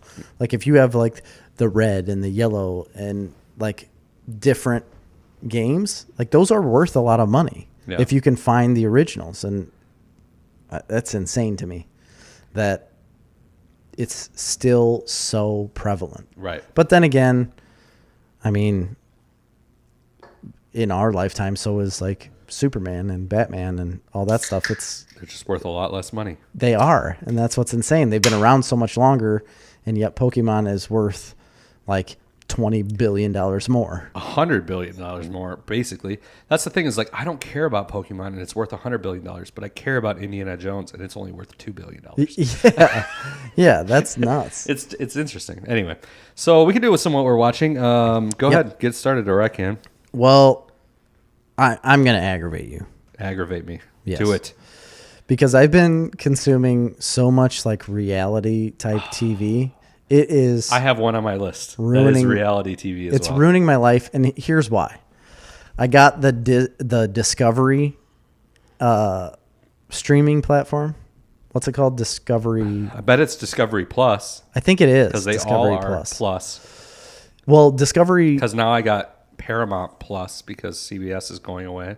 Oh, it is? CBS All Access is becoming Paramount Plus. Oh, I didn't know that. Well, so the Discovery app now, the streaming service, has like, you know, Discovery Channel, Travel Channel, food, like all of those specific type channels that I watched on DirecTV. Yeah, on satellite. All of that crap that I watched is all on this app now. So, and it's $4.99, you know, it's commercial free, whatever. Like, that's it's pretty just cheap. Yeah, you can watch whatever you want for $4.99. And I loved the shows Deadliest Catch and Gold Rush. and I haven't been able to watch them in like the last 3 or 4 years, really at all, because I got rid of satellite. And when I even had satellite, I kind of got out of it because I was just doing other things. But now, since I have this app, I could go back and watch anything I wanted, any season, and catch up on all of it. And that's what I started doing. And it's ridiculous. It's mind-numbing at times. Like just last night, I watched 2 different things, but I started watching a documentary series of this murderer. And then I finished a couple episodes of that, and I was like, I better watch Gold Rush. I'm on season 11 now, so I better catch up on that. Got to see what Parker Schnabel's doing. It's so dumb. It is so dumb. They're just gold mining, but they dramatize it up so much. Oh, yeah. With so all I've never the stuff. seen really either of those shows. I've seen Deadliest Catch a little bit. Never was a fan of that show, but I know a lot of people that really like Gold Rush. How could you not like Deadliest Catch, man? Deadliest Catch. That is the crabs. That is more realistic, I think, than what Gold Rush is. I love Gold Rush, but Deadliest Catch is you're only on these boats. You can't dramatize it too much. Like these people are legitimately getting hurt. It's legitimately like incredibly dangerous. It is the most dangerous occupation. Yes. Crab fishing in the Bering Sea is the deadliest occupation you could have. You know what it's I the think most dangerous. Like number 2 is farming, and you know why? No Suicides. Idea. What? Yeah. Well, that's awfully sad. Yeah. Womp, womp, womp. Yeah. And farm accidents, which are quite common. But yeah, so I've been watching those 2 shows a lot. And then last night I stumbled upon some Anthony Bourdain shows. They've got No Reservations and another show that was only out for 2 seasons called The Layover. And it's just where he was traveling around to different cities. It's like a spotlight on a city, and he just gives you like a tour of the city, basically, like hot spots to go and good food and entertainment. He's and stuff. So entertaining. What a loss. I was texting David Siedentop last night about that. Like, I've never been more upset about a celebrity or like a personality, than him. Like when he died, and then now going back and watching it, like the guy could write. He wrote all of the monologue stuff and all of the narration that he had in those shows. Good at what he did. He wrote that stuff. So compelling, and he was real in the fact that he had such a terrible addiction for a while, and he beat that, and then he starts going on these shows, but still like he was an alcoholic, but was big into heroin and other drugs. And he got away from all that stuff. But then he could go on these shows and still drink, and it didn't really affect him until it did. Yeah. And it is the ultimate demise of him, and it was a lot like we issues. talked about the movie Flight last week. It's a lot like that, except at the end of that, when Denzel has the realization that he has to fess up and go to jail. Yes. Basically, because otherwise it's just continuing to ruin his life because he has no control over it. Exactly. And man, it's just a really sad thing to think, because the guy was really an incredible human being, and he was just very good at what he did. Very good at what he does, and a very entertaining person, and very smart in his presentations. And real. Like there was no fluff or like, he wasn't hiding behind a curtain, and he wasn't like pandering to an audience. He was literally just giving you his point of view, whether you liked it or not, like kind of brash, and just said what he said. And if he thought this was stupid, like why would you eat that, or why would you go here? That's dumb. And you didn't always agree with him, but it was very much the mentality of like, that's fine. 100%. That's what I mean. Like a lot of things that he said about certain stuff, I was like, well, I don't know. I kind of like that. And he thought it was dumb, but he would also talk about things that most people like, and elaborate on them to a point where it just like built things up. And the way he spoke, the way he wrote, it's just really good. His books that he's written are incredible. I think people like when people can speak passionately about and compellingly about topics that maybe to other people would be mundane or uninteresting. Right.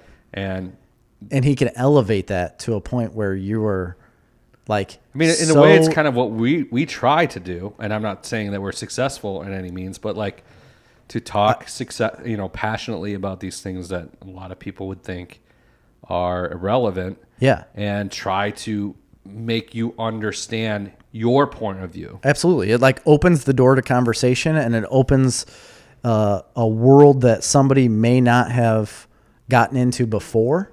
But then when you hear someone else talk about it the way they do and the way they've lived their life in this passion, which is like culinary arts for him really, and travel, but just being able to learn about these things from a man that is that passionate about it is like kind of refreshing. Yeah. You know, it's like refreshing to hear about the struggle and coming up in an industry like that, but then seeing it on the other side of where it can be so great. Like you can get something that is relatively cheap, like go to a little hole in the wall diner and, you know, they are taking food or drink or whatever it is very seriously. It may not look it on the outside, but when you get in there, it's a whole experience. Well, and he's opening that up to you. But what I like specifically is that if you were to go to that place without having heard him, you might think, oh, okay, yeah, that's fine.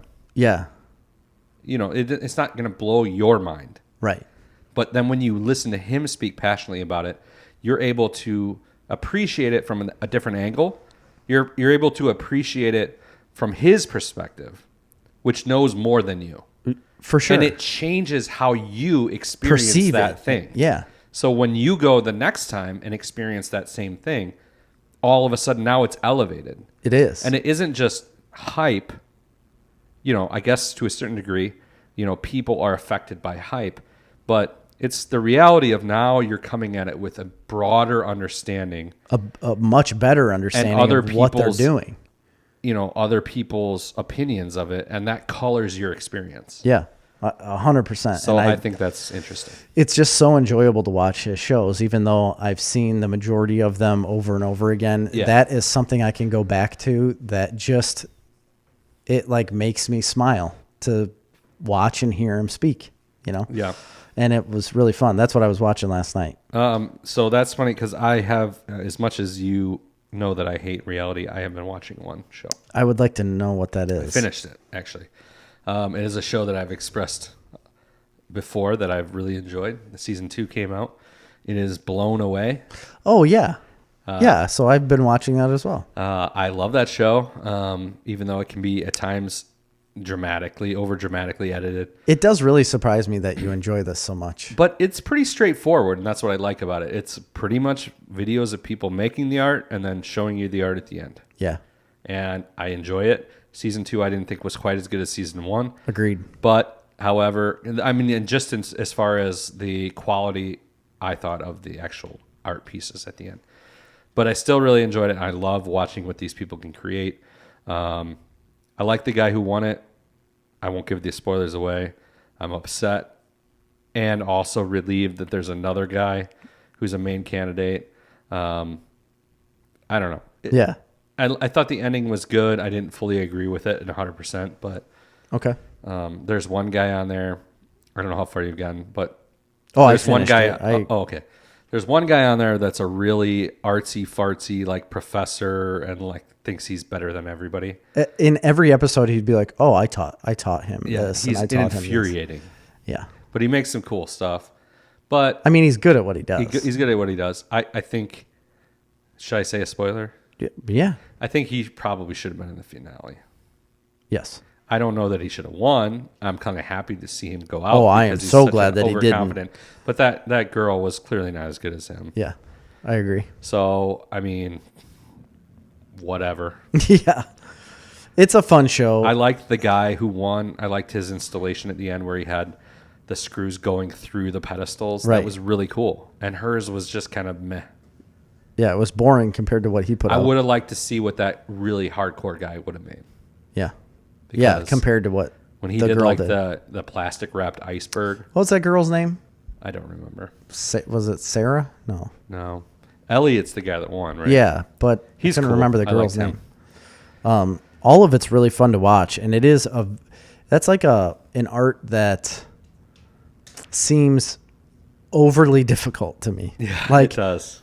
So incredibly difficult that you can't just like stumble into that, right? You know, a lot of people are like just strangely musically talented and don't really have to practice, or can all of a sudden just draw really well. This seems like so much physical work and punishing. Yeah, that you got to be into that. Like, you've got to be trained, you've got to work at it, you've got to get really good at it. It's not something that comes overnight. I agree. So I kind of appreciate what they do. Even the people that aren't, that you say like, it was just kind of boring. It's like, she just made that out of molten glass and shaped it all and didn't break it. And, right. You know, that's my thing, is like, they keep it at the end of this rod and can blow it and move it and reheat it and move it over here. It's like, it's harder than even doing that with metal. Oh, absolutely. You know what I mean? Yeah. Like, it's, you have blacksmiths and you think like, wow, like, how did they create that piece? Well, they just hammered some hot steel, and I'm not downplaying it. That's really hard too. But glass, it's like, this is ridiculous to me that they can do this. Yeah. People can really do that. It's cool. Yeah. I like that show. I agree. So I've been watching that. One that I forgot to mention when I was talking about Universal. At Universal Studios, they have a show called The Bourne Spectacular or something like that. It's a Jason Bourne stunt show. Okay. So they do this at Hollywood Studios with Indiana Jones. Like, it's a live stunt show. But at Universal, it's a little bit different. It's incredible. It's one of the coolest things I've ever seen in my life. Really? It's a live stunt show, but that's in front of this unbelievably state-of-the-art moving LED back screen. So the entire back of the theater is made up of like 80,000 LED TV screens that are constantly. So if the guy the guy's on the stage walking and he's on some kind of a treadmill, the background behind him is moving, and it gives him the motion of walking, and then they're sliding in set pieces of buildings. Oh, that's cool. In front of it that match up with the video perfectly, that he's jumping over, and then people on the screen are shooting at him, and there's bullets coming, and it's unbelievable. Unbelievable. One of the coolest things I've ever seen. I wish I would have brought it up when I brought up the Universal stuff. It's almost worth, it is worth going to that park for a day if you're in Florida. Just to see that. Just to see that, really. Okay. It's worth the $100 or whatever it costs to go there for the day. It's so cool. So there was that. With that Universal theme in mind, me and Cash have a long list of Universal move properties that we're tackling now. All the Jurassic Parks, E.T., Kong. We watched Kong Skull Island. We watched Jurassic World, both of them, and then Jurassic Park. So I'm not going to go in depth on those, but that's been a lot of fun. That's what I need to do, is watch Skull Island with Grady, because he's really pumped. I've never about seen this. That movie. I haven't seen it. It's great. Is it really? I liked it a lot. So I need to watch it because Samuel L. Jackson's in it. Grady would love it because he's so pumped about this Godzilla vs. Kong movie that's coming out. So we should definitely watch that as like to tide him over, because it's not coming out till like the end of May. So he's got some time yet. What else you got on your list? I got a couple things. So I've got one more thing, and then a big one that I don't know if you've caught up on it. Have you caught up on WandaVision? Yeah. So I want to just talk about that real briefly, because we'll spend too much time on it. We will. I am watching WandaVision. I am caught up on WandaVision. It has went from meh to one of the favorite things I've ever watched. I am so glad you said that, because yes, it has. After the third episode kind of started to transition, but the fourth one blew it out of the water. That it was insane. The fifth one I don't think was as good as the fourth, but it's opening up so much more story and so much more.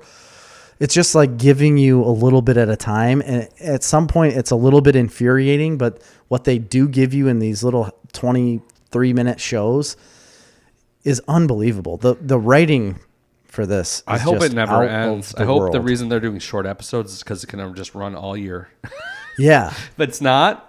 But I hope it doesn't end at 10 episodes. I don't even know how many episodes they're going to do. I haven't looked it up. I'm not going to be able to handle it if they stop at 10. But this, what I don't know if people understand is that this one show is opening up everything. The whole Marvel universe is for phase 4. Open. Yes. Is being opened. It's going to tie into everything. And it's so well done. And there's going to be some more like big reveals in this show later. I don't know what or who, but I think they're bringing in other people from different movies. I'm just so blown away about how incredible the acting is. Yeah. Because Elizabeth Olsen can at one time play a superhero type or villain, whatever, you don't know, type character. And then in the next moment, she's playing an 80s, 60s, 50s sitcom character to a T perfectly. At the same time. I mean, she's literally switching between two within the same scene. And Paul Bettany has this... Paul Bettany is blowing me out. He has this malaise of almost like sadness that's then interrupted with like his chipper humor. Yes. It's incredible. And every once in a while, he looks at the camera. And it's like, do you know? Like, do you know what's going on? And he knows now. He knows now. But and that scene where he was starting to get angry with Wanda, I loved that. Yeah. I loved that where he was just like, I can't handle this anymore. And it wasn't that he was so angry with her. He was angry with the point that I don't know who I am or where I've been or what's going on. And I need you to explain this to me. And you aren't giving me anything. And he just was like so frustrated with it at that one point. How about that horrific, like, quick take onto like Ghost Vision? Where... What are you talking about? The shit's starting to go sideways. I think this is in episode 3 or 4. 3, I think. And she looks over at him. Oh, and he's got his head gray. Pulled out and he's all gray. Yeah. Whatever. That stood and it out startles her. Yeah.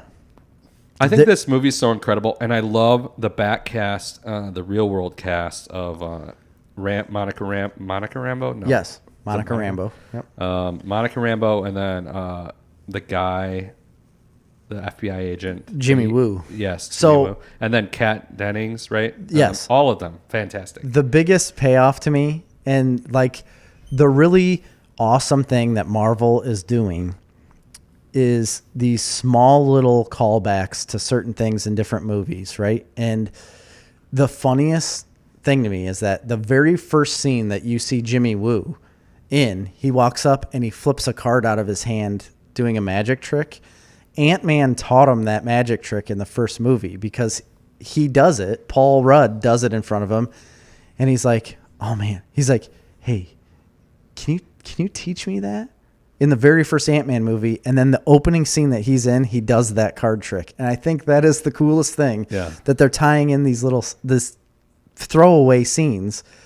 But if you didn't know about it, the only reason I caught it is because of a YouTube video that I watched. Like I watched these YouTube videos of Easter eggs and stuff, and a guy pointed it out in that, and I was like, oh my gosh.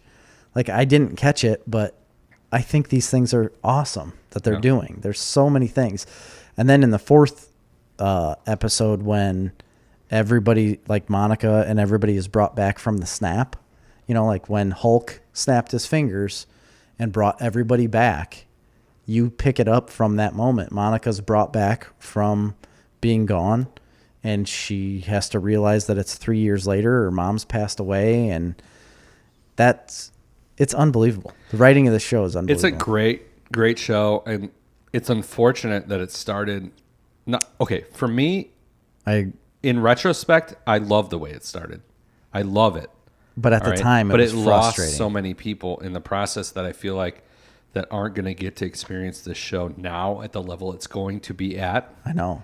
That's unfortunate. And then, Quicksilver back in the mix, and people don't. It's not the Quicksilver from the MCU; it's the Quicksilver from the X-Men series. Right? Come on.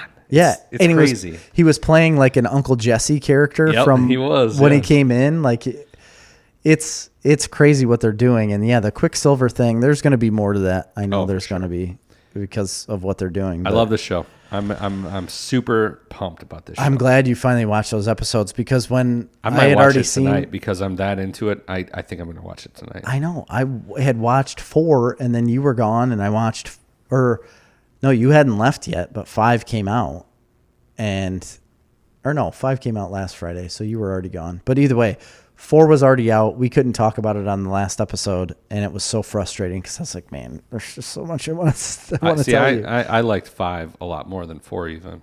Did you? Yeah.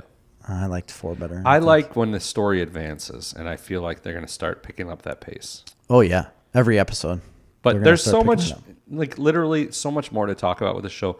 We could get in depth on theories and fan theories and this and that because, you know, at the outset, it looks like Scarlet Witch has created all of this and she's the villain here. But we don't actually know how much she's aware of. No, I think there's more controlling. There's more to it. I don't think she's even... Because then they've talked about Agatha Clearly, Harkness. She didn't know what was going on at the beginning. No. But she's come to realize it now. And then and the argument with her and Vision, where she kept saying, like, I don't know what you're saying. Like, I didn't do this. Yeah. Like, at first I believed that she was just lying to him. But then after a while, I was like, man, maybe she really doesn't know. I think she didn't know. She realized it and then decided that this was better. Yeah. Well, because she does come out of the dome and, you know, and it was really cool to see. It's similar to Magneto. Well, in the comic books, like Magneto's her dad. Right. And I don't know if they're doing that here. They probably won't, but it was cool. She did like a similar thing to Magneto in the movies, in the X-Men movies, where he takes control of all their guns and turns them on them, you know, and she does the same thing with those FBI agents and stuff. She immediately like turns their guns on one guy just to show like, stop, like you have no control over this and leave me alone. And I think that's awesome. Yeah, it's great. I love it. So much more. 2 more movies and another show I've been watching, but I think we're out of time. Yeah. Yep. We basically are. I saw one documentary called The Confession Killer on Netflix. It's wild. People are crazy. So yeah, we'll talk about more of that next week. There's 2 movies I watched. I watched that Downhill movie with Will Ferrell and Julia Louis-Dreyfus. Oh yeah. Did you watch that? No, it didn't look appealing to me. And then I watched. Looked too serious at points. It's a comedy. And then I watched a movie on Netflix that I've been wanting to watch for a while. Never watched it. With Jimmy Woo. Oh yeah. Always Be My Maybe. Oh yeah, I've never seen that, but I've heard it was very good. Yeah, we'll talk about it next week. And then I started a new show, The Expanse. I need to get into. I started the first season of that a while ago, and I've seen 5 or 6 episodes, but I haven't continued yet. It's got my attention. Okay, I'll say that. So, I think that's really it for this week. We'll pick this up again next week, and guys, make sure to like, and guys and gals, yes. Like, but more importantly, share this video. This episode. I will pin it to the top of our Facebook page as always. For Snarf Talk this week, I've been Chris. I am Jerry.